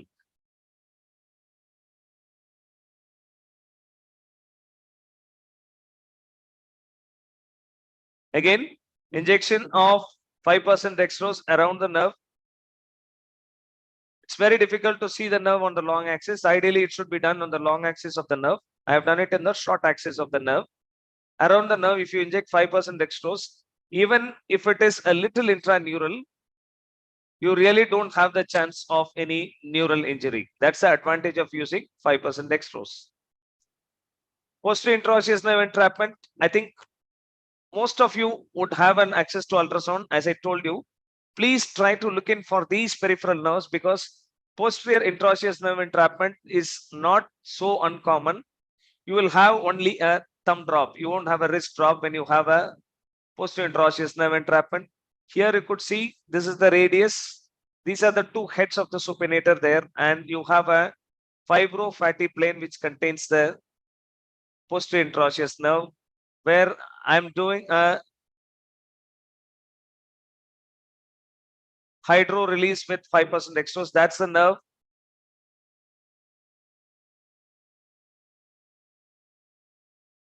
Basically, in all these entrapments, you are basically doing a structural release of the nerve with 5% dextrose, or even steroids can be used. This is one important image where I think all of you could appreciate. There is an ulnar claw hand. There is a post-traumatic ulnar claw hand in a patient who is a very young fellow, 30 years man, who tried to hold his bike when it was falling down. Not a very major injury, but he had developed wrist pain along with an ulnar claw hand, following which when we did an ultrasound, there is a small little irregularity. There was a query hamate fracture. He went in for a CT where there was a hamate fracture, rather. There was a hook of hamate fracture, for which he had to undergo a decompression, a surgical decompression. And you could see it got corrected. The ulnar claw hand got corrected. It's not essentially an entrapment which you are trying to diagnose and treat here. You are trying to treat all these neurological conditions, the neuropathic conditions rather, either by interventions or by surgery.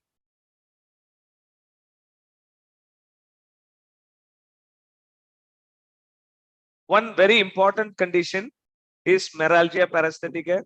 Meralgia paresthetica is nothing but entrapment of the lateral femoral cutaneous nerve just below the inguinal ligament. You know the risk factors: a tight belt line, an obese patient, somebody who has a female who tries to tie a tight in skirt. All these patients do develop a meralgia paresthetica. So how do you diagnose meralgia paresthetica? Either it's a diagnosis of exclusion. Again, a lot of differential diagnoses are there. You should rule out a facetal referred pain.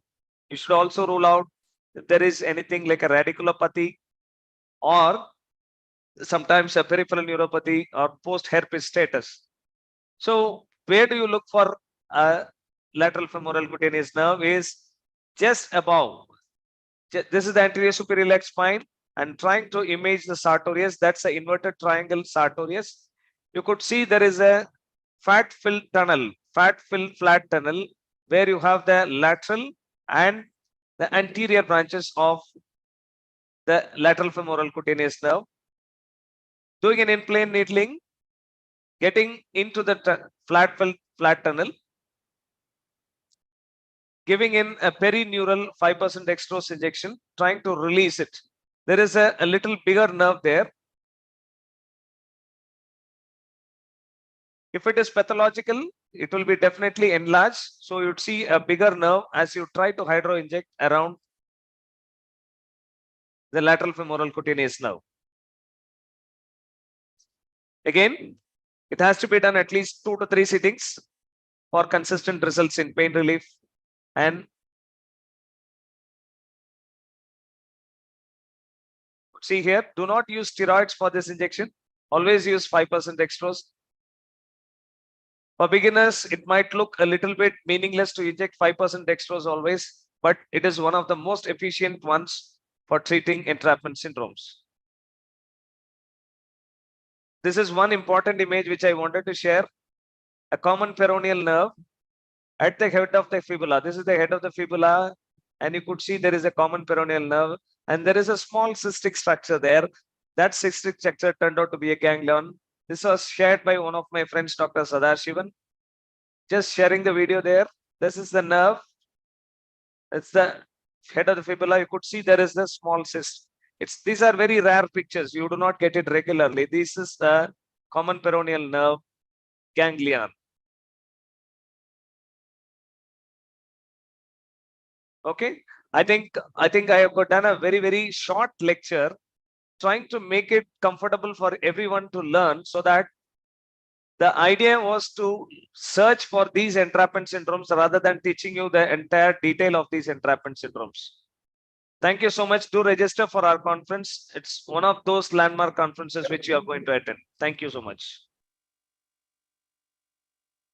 Thank you, Madan. It's an excellent short presentation, but it's a very excellent presentation with a lot of take-home messages, not only related to the intervention, but also the clinical findings and the correct diagnosis and selecting the patient for the interventions. I have some queries before taking up from the this thing. Is there any role of pulsed radio frequency in nerve entrapment syndromes? See, pulsed radio frequency is something.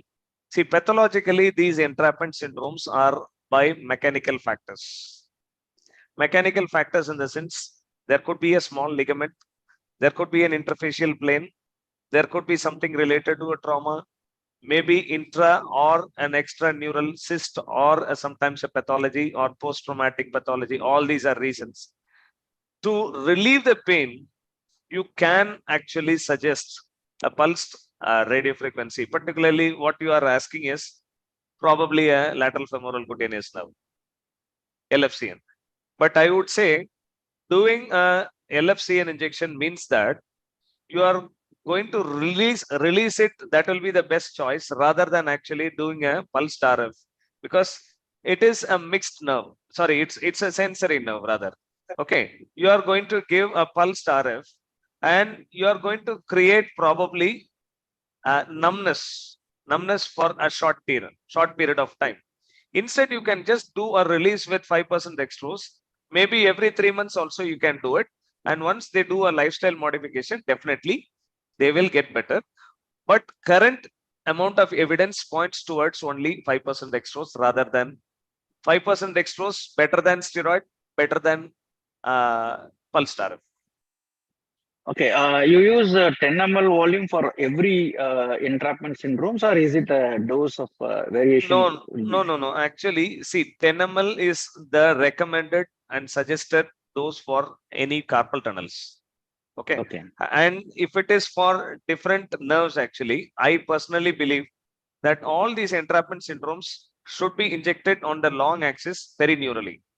But many times we don't really get the nerves actually. So around 3 to 4 ml is much sufficient for smaller nerves. For a bigger nerve like median nerve into the carpal tunnel, you require 10 ml. Okay. There are a lot of questions related to how to prepare 5% dextrose. Do you use that 5% dextrose, 500 ml volume, that same thing, or you prepare 5% dextrose? I use the same sterile 5% dextrose which is available in the market. Okay, 500 ml volume, that bottle only you use. And use it for only one patient. Do not keep it for the next day. These are rules which I think like everybody has to follow. Okay. Related to needling, you are emphasizing again and again over the 26 gauge 1.5 inch needle. Is there any specific reason for that? See, thing is like infiltration of local anesthetic at the start of the procedure. I normally try to use only 0.5, 0.2 ml of local anesthetic just to enter. That's all. So if I really want to do it with a slightly bigger needle, then probably more local anesthetic will be given, and I would lose the specificity of the procedure. See, the procedure must be to give a perineural dextrose, it is not perineural local anesthetic. So to give dextrose, I don't really want local anesthetic. Local anesthetic is only for the skin. That is why I choose a little rather non-painful needle, that is 26 gauge needle, nothing more. Really speaking, means like if you really have had a look at the retinaculum in a cadaver or even a surgical procedure, even a surgeon is doing, you just have a look. It's a slightly bigger retinaculum, which we are looking at normally. And your 26 gauge needle or 18 gauge needle rather doesn't really like make any difference, because like your needle fenestration is going to go through one single point of entry. It is not really any release or anything. Whatever we are seeing, the effect of this particular carpal tunnel injection is by 5% dextrose rather than your needle. So I personally believe that your needle fenestration is just to satisfy yourself rather than actually giving any kind of relief to the patient by relief of mechanical, by way of mechanical relief. Definitely, your 5% dextrose is the one which is going to do the job than the needle. Okay. No, just asking about some people asking about whether you use 26 1.5 inch needle or 1.5. See, with that 1.5 inch needle, the same needle can be used for local anesthetic and entry into the carpal tunnel also. But you don't inject perineural local anesthetic, right? You inject No, only 5%. I don't inject perineural local anesthetic at all. No, never. Okay. Okay. So you use only 5% dextrose. Only 5% dextrose. See, there are times, like where you need to see something like, I think Guru also would agree that if you are going to go for a facet joint injection, I think the volume is going to be hardly 1 ml. Okay. I'm not going to inject some 2-3 ml where you lose the specificity of the procedure. Basically, what I want is once I inject only 5% dextrose, only perineural, nothing more. Okay, so you after the procedure, say post procedure, what type of instructions you want to give? You want to take the patient with medication? Post procedure, as always. Like see, there are a couple of very important take home points which I want to tell. If you are going to do a radial site needling, you will always tend to hit the FCR tendon, that is flexor carpi radialis tendon. So you will always have a post procedure soreness of the thumb. So the patient will always try to have a difficulty in moving the thumb. So give an ice pack, definitely yes. So for which I always try to do only an ulnar side needling. Only problem is you might actually touch the ulnar artery and the nerve, which can easily avoid. Try to do a pisiform down maneuver so that you can enter into the carpal tunnel easily. So always try to do an ulnar side needling, ice pack and paracetamol for 2 to 3 days, and nothing more is required. And you need to educate your patient that this is not for pain relief. This is for remodeling your median nerve. So remodeling your median nerve means that it takes at least 6 weeks for remodeling. So I will always suggest go for 2 to 3 injections, depending on the type of relief the patient presents with. Patients who have numbness always take a lot of time. Patients who have motor weakness, they take a lot of time. That is why I say patients with motor weakness, patients with severe form of carpal tunnel syndrome, they always qualify for surgery. Patients with mild to moderate without any motor weakness, they qualify for the intervention. So always try to see not all your carpal tunnel patients should be subjected to intervention. Interventions are limited for mild to moderate patients. Severe patients should always be subjected to surgery.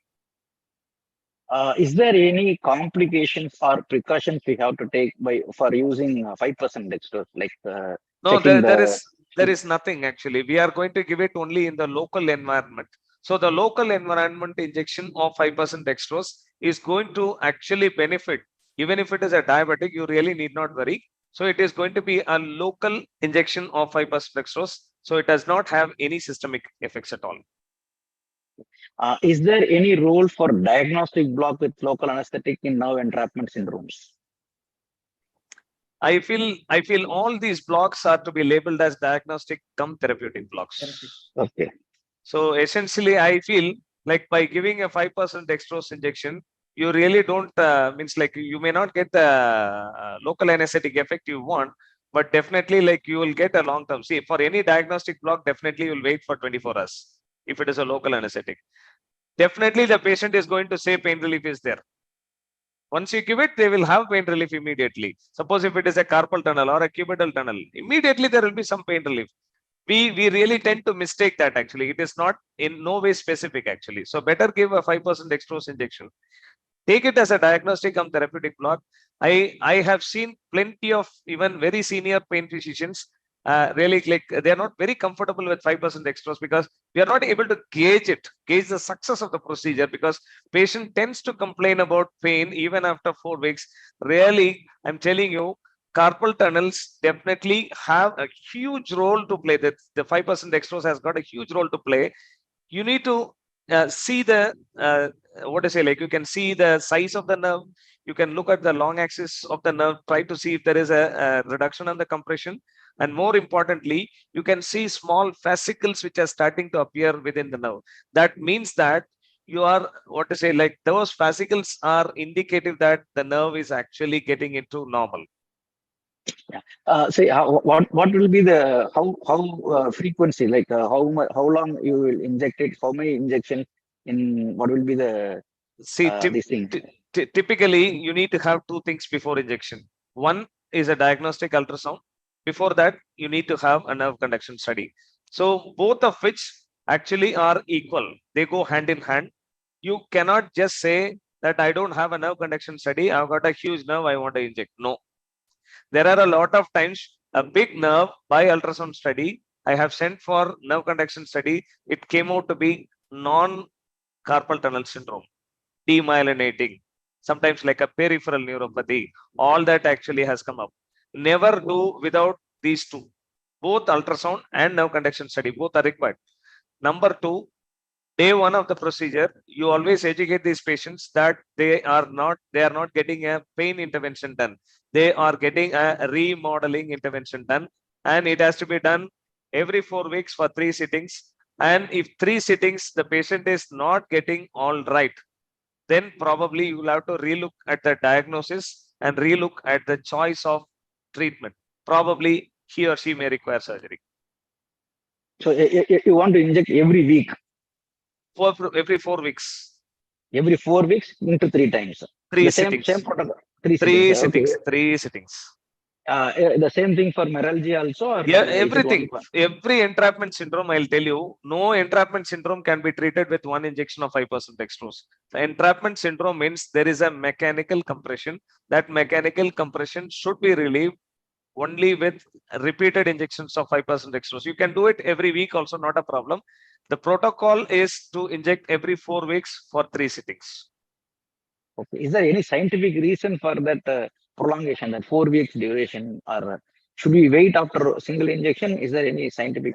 No, actually, there are mild cases which respond to even a single injection. Not a problem actually, but even though there are some histological evidences to say that there is an improvement of your compression, definitely like it is only by clinical methods which they have found out. I think like you must have read Dr. Stanley Lamb's articles. I think some 2-3 articles he has a lot of meta-analysis also are coming up, that it is only these 3 sittings which are essential, and the duration apart, actually you should give at least a 4 weeks duration in between. What type of anti-neuropathic medications you will prefer for nerve entrapment syndrome patients? Like you prefer duloxetine or? If you really ask me, I don't prefer any anti-neuropathic agents. Okay. So you rely only on the physical therapy plus. See, means like I think we cut short that discussion. After the procedure, we need to give paracetamol, ice packs, and probably like for the next 4 weeks, use the splint. Continue with the splint actually. Okay. Continue with the night splints. When will you select Botox for your therapy? See, Botox is something which I have not used for carpal tunnel, but there are literature of say around 18 patients have been done. And all these patients, Botox has been used by injecting into the muscle. It is rather not injected into the tendon. So the muscle actually gets relaxed. There is less tension on these tendons. by which your carpal tunnel syndrome is getting relieved. That's a mechanism which has been given actually, but I don't have any personal experience. Around 50 units in distributed aliquots. It's given into the muscle. Okay. Thanks, Madan. Thank you. A very nice discussion. And sir, Edward sir, is there any other question from your side? Just move on to the next session. Okay. Rajesh sir, can I add something on pulse torus? Yeah, Guru. Yeah, Guru, please. Yeah, sir, pulse torus, yes, obviously hydrodissection, those things are very important for entrapment. Yes, you can try pulse torus because still the debate is there whether pulse torus works or not. Even for other conditions like DRG, whether it's going to work or not. Again, the thing is, it is not going to harm. It usually pulse torus don't produce any numbness because the temperature is set at 40. No, yeah. Yeah, it's don't do harm. But I had got good results for shoulder in doing suprascapular. Now I tried because I don't have any option. I tried a steroid injection. Most of the time I do steroid injections. Now people are doing their hydrodistension. So now I always try, but nothing works. Then I think I try pulse torus. My worry is only one thing, Dr. Guru. Actually, it is basically we are not doing a nerve related injection. We are trying to release a adhesion or sometimes like something mechanical which we are trying to do. I think pulse torus does not do that. Yeah, I understood, sir. You did everything. You did hydrodistension. Still, the patient is You can for relief of pain. Definitely, yes. Yeah. Yes. So it's if you have tried everything and the patient is still symptomatic, I think pulse torus is not going to harm the patient. So you can try. I had tried in shoulders, but it has given good results so far. But it never gives results every time. It's nothing like you try, you will get the relief. No, you are actually dissection is trying to take off the pathology, and this is just a palliative procedure. The patient is suffering. Okay, at least try something which is going to work. I think pulse torus can be tried, but only as a last option. It is worth trying, and even if it doesn't work, it doesn't matter actually. Yeah, it doesn't harm. Yeah, it doesn't harm. True. I have done in Meralgia parasitica where I do 5% dextrose hydrodistension followed by that pulse torus as a neuromodulation. Sometimes it works actually. 1 or 2 patients they got some good pain relief. That's why I asked. I think if Dr. Madhan is doing, I think he can keep it as a control, combining hydrodistension with hydrodissection with pulse torus. You make it as a control. You do 10 studies, 10. I think you are the best person to do those studies because we are not seeing that much common. And I'll tell you, this tunnel actually, like LFCN, which we are trying to see is much less than the belt line actually, much lower. Essentially, the hydrodissection, the needle should be from caudal to cranial, so that you give in your 5% dextrose along the course of the nerve on its long axis. That is actually coming up. So what we are doing is a short axis injection. The long axis injection, caudal to cranial, that's going to be the next way of intervention probably. Madhan, before closing, there is one interesting question. Like, where else you use 5% dextrose in any bursa injections, subdeltoid, anserin? See, I will tell you actually. Like these are very two specific questions which has been asked. See, pes anserinus, I think like lot of people have been using steroids. I think I was using quite a lot of steroids with good success. If it was a bursitis, definitely yes, I will use only a steroid even now. But very clearly, what is pes anserinus bursitis is because there is a tendinopathy of the pes anserinus complex. It's a tendon. It's a tendon which has become weak. By injecting steroids, we are making it weaker. That's the reason.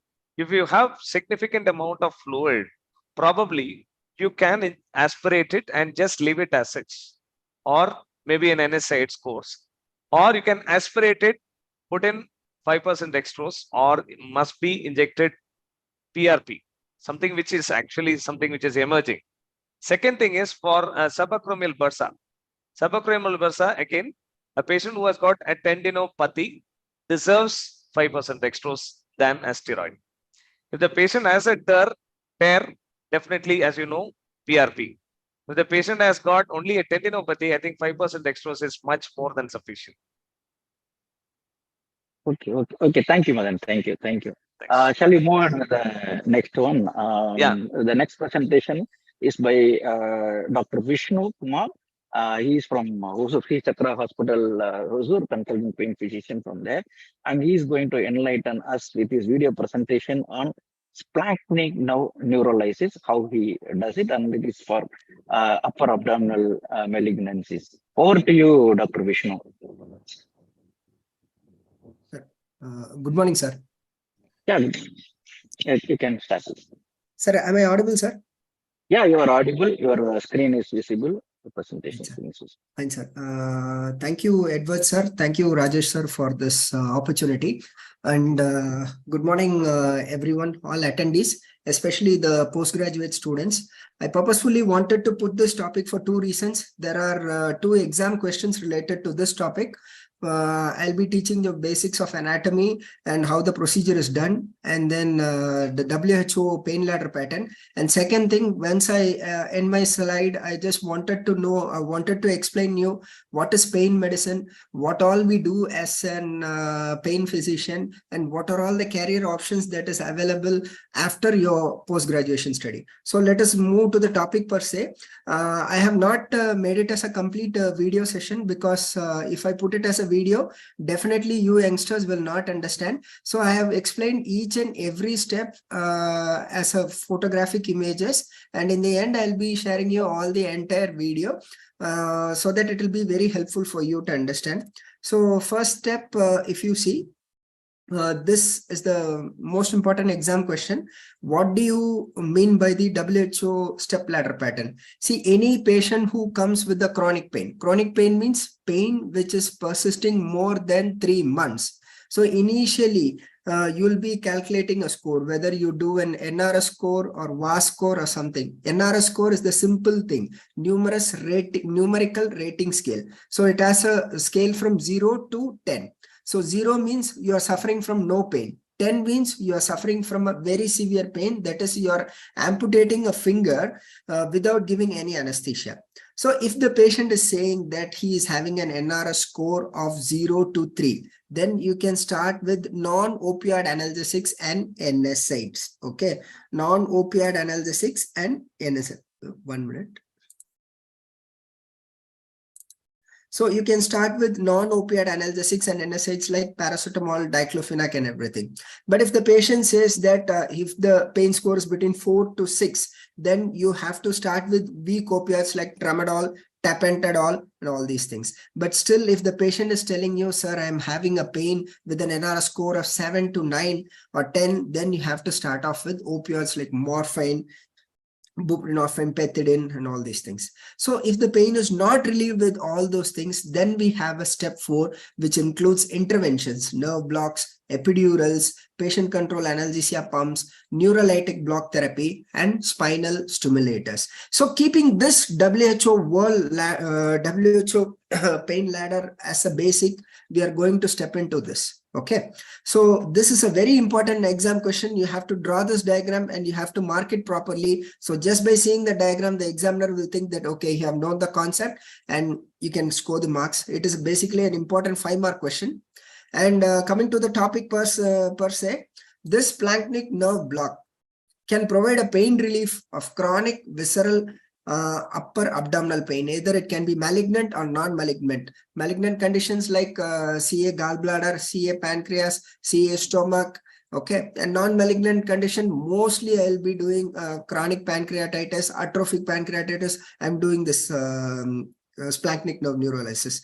And this splanchnic nerves transmit the majority of nociceptive information from the viscera. Okay, so this is another important question. The autonomic nervous system, that is the sympathetic nervous supply of the organs, that we'll be seeing in the next slide. And this splanchnic nerve is formed by the greater, lesser and least splanchnic nerves. The greater is from the T5 to T9 segments, lesser is from the T9 to T11 segments, and the least is from T12 segments respectively from the spinal cord. So if you see, Okay, this is the functional anatomy. Here you can see sympathetic chain, which contains of sympathetic ganglia, sympathetic trunk, sympathetic ganglia, and this is called as the sympathetic trunk, which is present on the either side of the vertebral body. Okay, either side of the spinal column, and from here the sympathetic nerves reach the various organs like thoracic viscera, abdominal viscera, and this sympathetic chain is present in the entire spinal cord. It is present from the cervical region and ends at the level of the coccyx, where they unite to form the ganglion impar. And now this is the very important slide, sympathetic innervation of the viscera. See, sympathetic nervous system starts from T1 to L2. So sympathetic innervation is from the thoracolumbar outflow, whereas the parasympathetic innervation is from the craniosacral outflow. In cranial region, we have oculomotor nerve, third nerve, facial nerve, seventh nerve, glossopharyngeal nerve, ninth nerve, vagus nerve, 10th nerve, and S2 and S3 sacral nerves. These 6 nerves form the parasympathetic outflow, whereas the sympathetic outflow is from the thoracolumbar region. That is a very important MCQ question, because the sympathetic chains will come from here, and this sympathetic chain is going to go up into the cervical sympathetic chain, and it is going to supply the organs of the head and neck. And you see, the entire body is supplied by the sympathetic system. Okay, see, the upper limb has a sympathetic system innervation of T1 to T3. Okay, whereas the thoracic viscera has a sympathetic innervation from T1 to T5. That's why the sympathetically mediated pain is always non-segmental. It is ill-defined. A patient is coming with the MI, myocardial infarction. He is not localing his pain to the chest. Of course, he does, because of the inflammation of the pericardium. And he always says that, sir, my pain is radiating to the trapezius muscle. It is going to the upper limb because of this. The thoracic visceral is being innervated from T1 to T5. The upper limb is also innervated from T1 to T3. And of course, it is going to the, from these things, it is going to radiate to the upper limbs also. Now, here, coming to the topic per se, we see that this T5 to T9, they unite to form a greater splanchnic nerve, and T9, T12, they form lesser splanchnic nerve. They all join together to form the celiac ganglion, and from the celiac ganglion, the postganglionic fibers go to the respective abdominal viscera and they do innervation. So we have 2 nerves. The efferent nerve is efferent nerve of the upper abdominal viscera innervation is from the T5 to T12. That is the splanchnic nerve. From T5 to T12, they go to the celiac ganglion.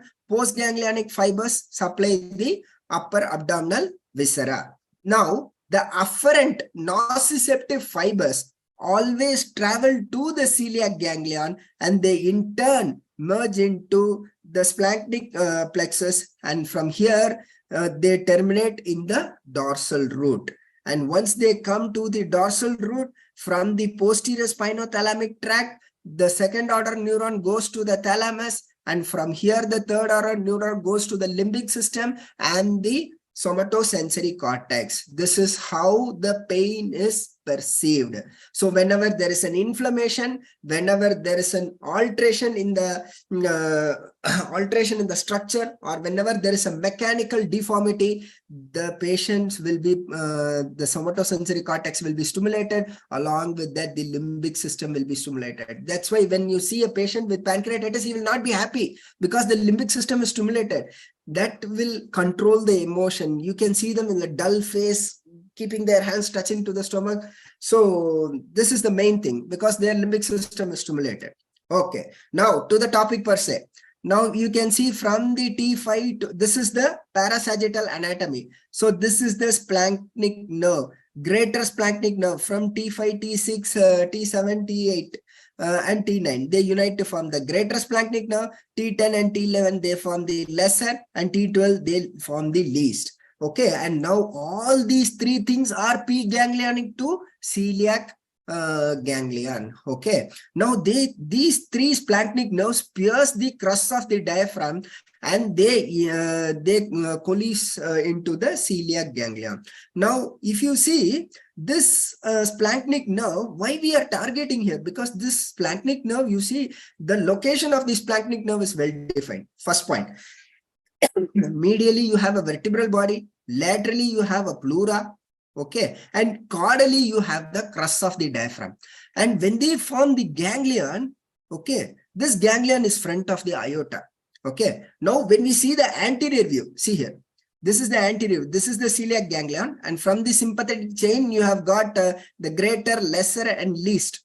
Okay, so celiac ganglion can vary from 2 to 5 in number in front of the aorta. Okay, and see here, they have got the sympathetic afferent and efferent fibers, and they have also got the parasympathetic fibers. So what is the role of the sympathetic fibers? The sympathetic fibers is going to contract the sphincters, relax the smooth muscle, and it is going to inhibit the secretion. The sympathetic fibers are going to carry the nociceptive information from the upper abdominal viscera. Okay, whereas the parasympathetic fibers, mainly from the anterior and the posterior vagal trunk through their branch of vagus, especially the posterior vagal trunk and the anterior vagal trunk, directly innervates the viscera, which helps in the viscera mobility and the secretions. Okay, now the main thing, previously, many years before, what they happened was whenever the patient presented with any upper abdominal malignancy or pancreatitis, they were telling give celiac plexus block, celiac plexus block. Now celiac plexus block is literally obsolete. See why? The problem is you are bringing a needle and you are injecting local anesthesia and alcohol.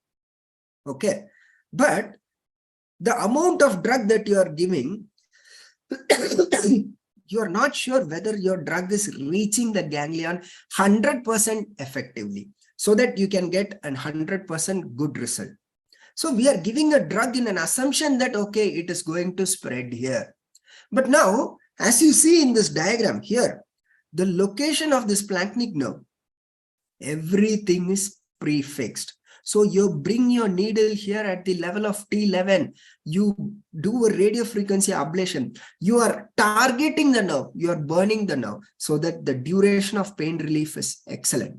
And I am doing a comparative analysis. Till now, there is no comparative analysis, just few paper presentations are there comparing celiac plexus and the splanchnic nerve. And I have done around like 30 cases of this, and I am still writing on this, the comparative evaluation of both the splanchnic nerve and the celiac plexus neurolysis. And I'm just going to discuss what I have done to my patient today. Okay, so I hope you understand this diagram. So when you want to do a celiac plexus, you bring a needle here, you directly bring from the needle here, you keep it in a, and you're not exactly destroying the nerve. You're not exactly destroying the plexus. Basically, you're just giving a drug. You're assuming that, okay, it is going to spread here and it is going to block in either direction. So whatsoever it is, either you do under fluoroscopic guidance, whether you do under endoscopic guidance. I have done CT robotic guided celiac plexus block also. But even then, the results of splanchnic neurolysis are extremely far greater. Okay, now how I am going to do a procedure. Okay, so let us go step by step. First, I'll be taking an X-ray PA view. So posterior anterior view. So this is the 12th rib, because after this, the vertebra do not contains any rib. So this is the 12th rib, and this is the 11th rib. The 11th rib, 11th vertebra and 12th vertebra, thoracic vertebra are the area of interest. So I'm going to mark this vertebra. Okay, so this is how I keep my patient. I'll keep my patient lie in the prone position, and this is the fluoroscopic image. So you'll be taking a PA view, and this is how the patient has been placed in the supine position. Okay, and this is the spine model. First thing is that you have to take an AP view, and this is the red one is the L1 vertebra. This is thoracic T12 vertebra, and this is the T11 vertebra.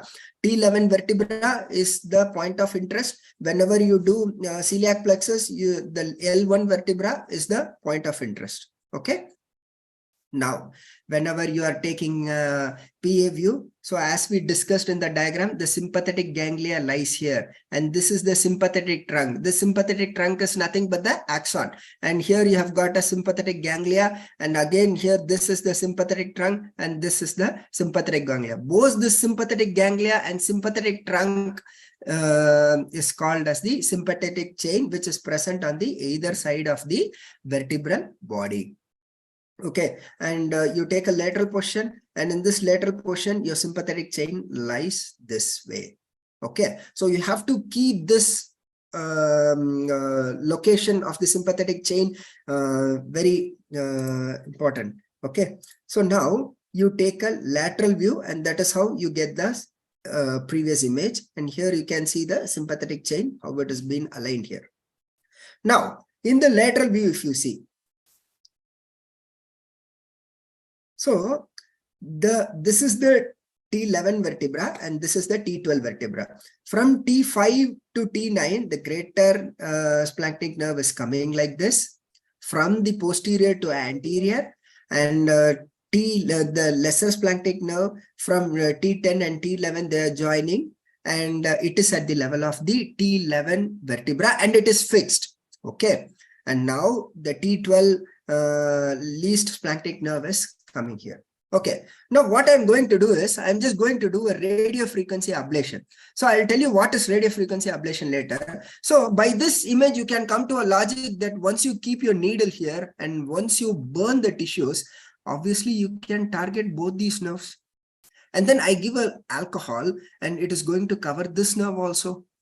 And the majority of the neural tissue can be destroyed, so that the duration of pain relief will be more than 1 year. More than one. This is the simple concept. But when you do a celiac plexus, I have seen patients coming to me after 1 month or 2 months coming, sir, again the pain is coming. Because you are not targeting the nerves. See, all these three nerves are joining to form the celiac ganglion and celiac plexus later. Okay, now this is the orientation. Okay, now if you see all these sympathetic chain, from here the nerves are going from the lateral to median portion. See, whenever you do an X-ray, you are going to do only a 2-dimensional image. You are not going to see a 3-dimensional image. This is the 3-dimensional orientation of the nerves. The green one is the greater splanchnic. So this violet one is the lesser, and another one is the least. This is the thoracic 11 T11 vertebra, and this is the T12 vertebra, and this is the L1 vertebra. See, L1 vertebra, they do not have ribs. T12 vertebra, they do have ribs. Now I hope you have understood the background of this one. Let us start with the procedure, and let me do my case. This is a 50-year male. It's a case of end-stage carcinoma of pancreas. No signs and symptoms suggestive of intestinal obstruction, no evidence of ascites. There is no diarrhea, no hemodynamic instability. The RFT is normal. Bleeding profile is normal. And CT abdomen. This is a very important point I wanted to say. CT abdomen, mating of celiac plexus with adjacent solid and hollow viscera.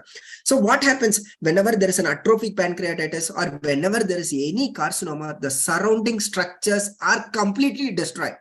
So the normal anatomy of the celiac plexus itself is destroyed. Okay, and there is a compression.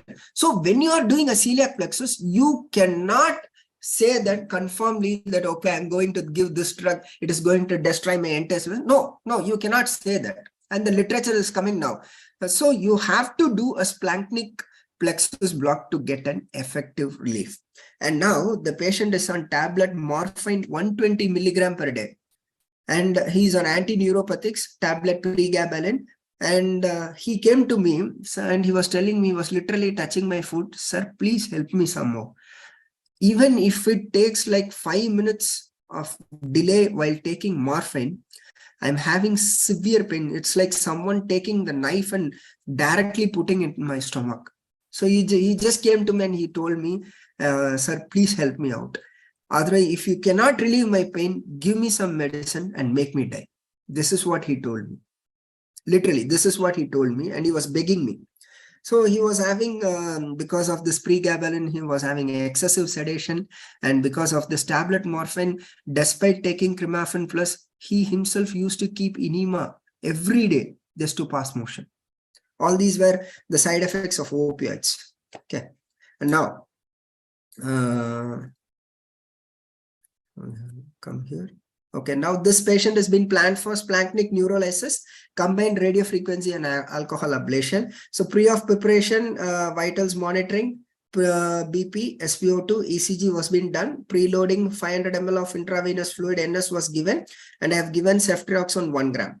Okay, and patient position, I kept in a prone position with pillow beneath the hip so that his abdomen is entirely free. And then I just wanted to ensure that I'm not compressing his IVC also.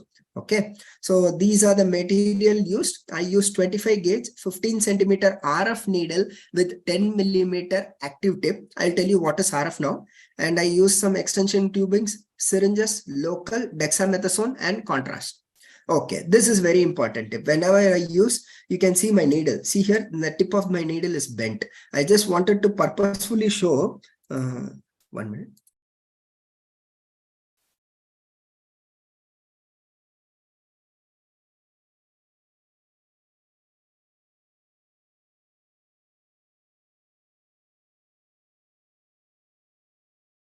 Yeah, see, the tip of my needle is bent. Okay, so why I'm bending this needle? Because that is going to help in my navigation. The tip usually directs my needles. So if I'm keeping my tip in this direction above, as I push, my needle will go up. You can see, as I push inside the body, my needle will go up, and as I come down, it will come up. So the direction, this will help me to navigate where I should go. Okay, and the procedure site is clean and draped. Now, starting of the procedure, first I'm doing it on the left side. I'm going to mark the superior lateral portion of the T12 vertebral body. I just want to make sure that my entry portion is above the ribs. See, now this is the T11 vertebral body, and I want to make sure I'm marking my point here so that I just wanted to go above the ribs. So I will enter my needle in this direction. I hope you can see this one. I'll enter my needle in this direction. So basically, I want to rotate my spinal cord. This is just a spine model. So I'm just rotating a spinal cord like 15 degree so that I can see the rib and make sure that my needle is crossing in this manner. Okay. Now, first I'll be taking an ipsilateral oblique view of 10 to 15 degree. So once I take, I can see a thickened line, which is nothing but the pleura. Now I have inserted my needle in the superior lateral portion of the T11 vertebra. Okay. And now I take the lateral view. Now, why I just want to go above the rib? Because here you can see, this is the foramen. Okay, this is the foramen. See, through the foramen, the uppermost portion has the nerve root. So I am ensuring that if I go above the rib, I'll always go to the lower portion of the foramen so that I will not injure my spinal nerve. So after this, I am pretty much sure that my needle is in a perfect direction. And now see, I'm showing in my image model. See, here you have got the ribs. Just above the rib, I'm just going, and this is the nerve root, and my needle is exactly below the nerve root. Okay. And now I want to make sure that my needle is grazing the vertebral body on its lateral surface in the AP view. Can you see? This is the T11. So this is where the greater and lesser splanchnic nerves are present. And now I'm just subsequent lateral view images. I'm just inserting my needle slowly inside. I'm seeing whether my needle is going in the right direction. And now the final needle position in the lateral view. The final needle position is always at the junction of anterior 1/3 and the posterior 2/3. Okay. Now keep this image in your mind and then compare the previous image where I showed you the nerves. Let me see. Let us see that again. Okay, now this is my final image. Can you see in this spine model? My needle is grazing over the vertebral body. The vertebral body acts as a very important landmark here. It is just grazing over the vertebral body where I can be, the nerves are there. Okay, so this is at the junction of anterior 1/3 and the posterior 2/3. Okay, and final needle position in the AP view. AP view also you can see that my needle is grazing the vertebral body. Okay, so similarly, I am doing it in the opposite side as well. So you can see both the needles coming here, and finally both the needles are exactly in the anterior 1/3 and posterior 2/3 junction. And this is the final image of my needle. Okay, now what happens? I am just doing a radio frequency ablation. So in simple terms, what is radio frequency ablation? Okay, I'm just going to show you this. See, radio frequency is nothing but this is the needle where you give electricity. The electricity is going to produce radio frequency field, and this needle tip is placed near the nerve, and this radio frequency is going to cause oscillation of the ions, and this oscillation of the ions is going to produce heat energy, and that heat is going to destroy your nerve. This process is called as ionic heating. So it does not heat the probe directly. The ionic oscillation is going to heat the probe, and it is ultimately going to destroy the nerve. So for this radio frequency to happen, what you have to do, you have to ensure that your needle, see here, as you see in this image now, your radio frequency needle tip should be parallel to the nerve. This is the most important prerequisite, and as it generates the heat, it will destroy the tissue, nerve tissue, which is surrounding to it. Okay, so, and these are some of the parameters. So the resistance is always less than 200 ohms. As you can see in this image, here you can see my resistance is around 155 or something. And you do a sensory stimulation. So sensory stimulation and motor stimulation, why you do? So because before doing any ablation here, your main target is destroying the sympathetic innervation. Okay, destroying the sympathetic inner. At any cost, you should not destroy the somatic nerve fibers. Do you understand? So whenever you do a motor stimulation, you should not see flickering of intercostal muscles or abdominal muscles. Okay, and whenever you do a sensory stimulation, the patient will say, sir, I'm having similar pain to that I perceived before. And there should be no pain over the chest, indicating that you are not stimulating the intercostal muscles. Okay, so now before doing a lesioning, what I'll do is I'll just give like 1 ml of alcohol, and then a radio frequency is done. So as soon as I give alcohol, you can see my resistance is dropping down from 155 to 116. And then I used to do a double lesion with the temperature of 80 degrees and duration of 90 seconds. Okay, so now you can see, imagine that, wait, let me show you. Yeah. Now you can see my needle is here. Okay, my needle is here. When I am going to do a radio frequency ablation, I am going to destroy both these two nerves. Okay, I'm going to destroy both in the right and left side. Now, but the thing is, if I want to do in the least, if I want to destroy my least splanchnic nerve, again, I have to do the same procedure at the T12 level. But now what I'm doing is, I'm just using 2 needles and I'm combining the radio frequency ablation with the alcohol neurolysis. So when I give alcohol, what happens? The drug is going to spread from here till here, and it is going to destroy the many more segments of the splanchnic nerve. So this is the rationale behind. And now, as you see, the nerves are coming from posterior to anterior, and here the nerves are coming from lateral to medial. Can you see? It is from lateral to medial. So this is, you have to imagine it as a 3-dimensional image. Okay, so now you can see, once I give my dye spread here, the dye spread in the AP view, it is from lateral to medial. I always give 1 ml of dye. So if I give an alcohol solution of like 5 ml, then I guess it is going to spread more. So there was a satisfactory dye spread in AP view. Again, in lateral view, you know that my nerves are here, here, okay, and then lesser splanchnic nerve is here. So I do a radio frequency ablation here, and then my dye spread, can you see here? This is the dye spread here, and now I am going to give alcohol. So then this is 1 ml of dye, and if I'm going to give 5 ml of alcohol, I am in an assumption that okay, it is going to destroy my least splanchnic nerve also. So after I get a successful dye spread in AP and in lateral view, what I'm going to do, so I'll take, see, this is the satisfactory dye spread in the bilateral. In the AP view, you can see this dye is going from lateral to medial. So it means that all my nerves are being covered. Okay. So I used to give 5 ml of 5 ml of 100% alcohol. Now, what is the mechanism of alcohol for neurolysis? Alcohol is going to cause protein denaturation, protein coagulation, and is going to destroy the nerve. And thereby, what happens? So the nerves will get destroyed, and the transmission of nociceptive impulses will be abolished.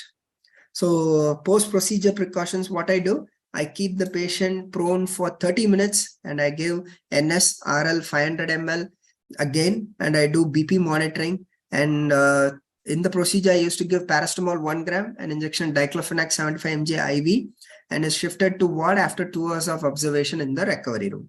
Okay. The patient was discharged after 1 day of observation. I just gave an analgesic, etoricoxib for 3 days. And then morphine, I reduced drastically for 60 mg per day for 5 days. He was taking 120. And then pregabalin, MSET, and perinom. Okay. And advised to review after 5 days and after 1 month. Okay. So patient status on review after 1 month. So his NRS score was, which was like 10 out of 10 when he came present. Now the NRS score is just 1/10, just 1/10. Only paracetamol 650 mg on SOS basis. So now he came to me and he told me that just because of you, I'm able to do my work, sir. So this is something, a very good, what to say, this is what the happiness and the sacrifice that you have done and the procedure that you have done, this is what you get in return. And this is the beauty of this pain medicine. Okay. So complication of the procedure, if you are not well versed with the procedure, and if you are not if you're not thorough in identifying the pleura, if you cannot make out the pleura, definitely there is a chances of pneumothorax. And then you're going to do a sympathetic blockade. So definitely you'll be having postural hypotension, for which you have to do an adequate hydration and fistula formation. Always when you give absolute alcohol, you all post procedure, you have to inject 5 ml of air to ensure that you're not letting, you can do 5 ml of air, you can give saline, localizer, whatever it is, and then remove the needle. You should not remove the needle as such, because it can result in formation of fistula.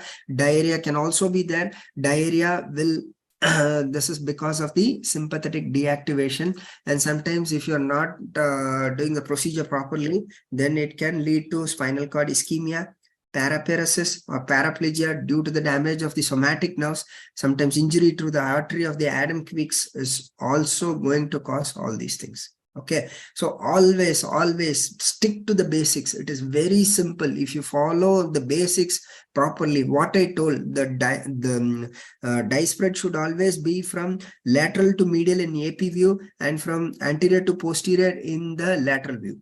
Okay, so once you do this, keep that in mind. Once you get adequate dye spread and then you perform the procedure, no doubt the patient is going to have a long lasting pain relief. Okay, and then neuritis. Neuritis is also a known complication following these procedures. Mostly I have, just to prevent this neuritis, I'll be giving anti-neuropathic drugs, mainly pregabalin.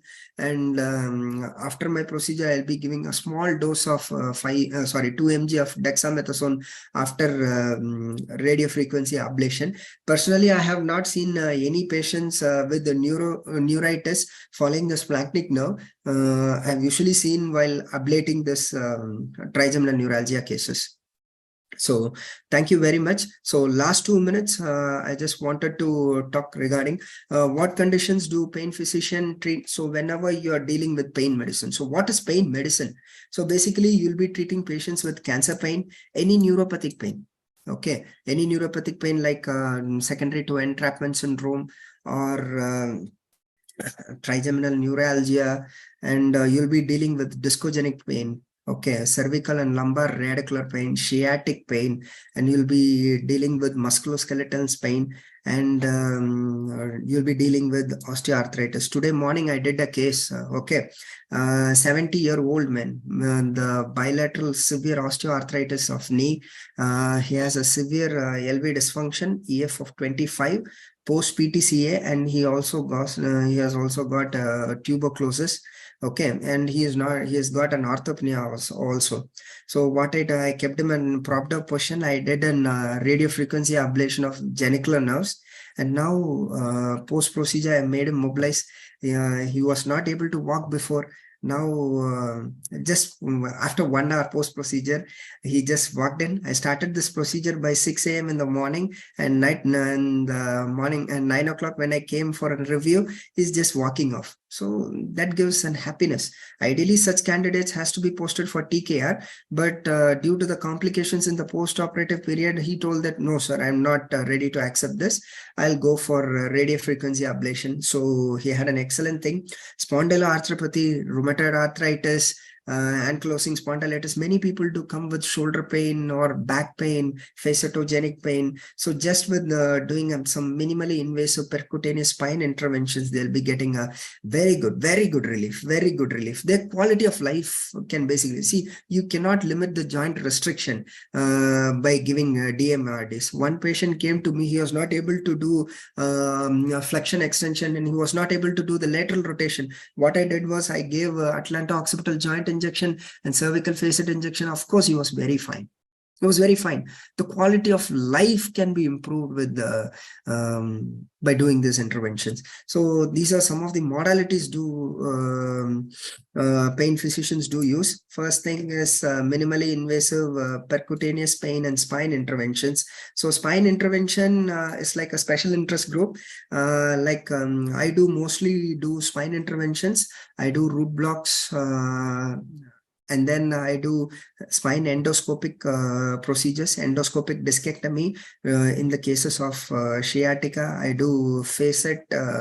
Previously, I was doing facet RF, but now I am just doing facet directly endoscopic rhizotomy. I am regularly using radiofrequency ablation, which I told you. Chemical neurolysis, mostly I'll be using absolute alcohol, 100% alcohol, and I do neuromodulation also. And neuromodulation, I just wanted to say, last month there was a program in Ramaya, so where I performed a case of sacral neuromodulation in patients with the chronic pelvic pain. So neuromodulation is a very growing topic. So even you can apply to many painful conditions. And regenerative therapy, I always use PRP for shoulder, hypotonic saline for knee, and in all other cases, I will be using dextrose, where Madhan sir and Salvas like Madhan sir and Gurumoorthi sir explained you today. So thank you very much for your patient listening. So pain medicine is something, one of a beautiful branch. After your anesthesia, you can very well pursue it. And in case of any queries, you can reach me out with to my email or to my WhatsApp. Okay. Thank you very much. Thanks a lot, sir. Thanks a lot. Thank you, Vishnu. It was a wonderful presentation and nice way of compiling also the things to the juniors. I think because of the time factors, we cannot take the questions right now. I think we can end the session here, sir. Edward, sir, any questions, sir? Sir, we can end up the session. Thank you very much, sir. Gurumoorthi, sir. Thank you, Vishnu. Thank you. Wonderful presentation. Even beginners can understand and they can do practice for Splanchnic block after seeing your video. Very, very wonderful. Thank you, Vishnu. Thank you, sir. Thank you, Thank sir. you very much, sir. And thank Rajesh sir also for the coordinating today. And also I Thank you, sir. Thank you. Sir. I also thank Meenakshi Pandian sir for sparing their valuable time today. I am happy to inform that today's session was relayed in the Pain TV also. More than 500 watched in the Pain TV. I am happy to share with you. And next week we are coming with a critical care update. That I thank the sponsors Akurula and Anaesthesiologist and our media partner Anaesthesia TV. Thank you, one and all. We will meet next week. Thank you, sir. Thank you. Thank you, sir. Thank you. Thank you, sir.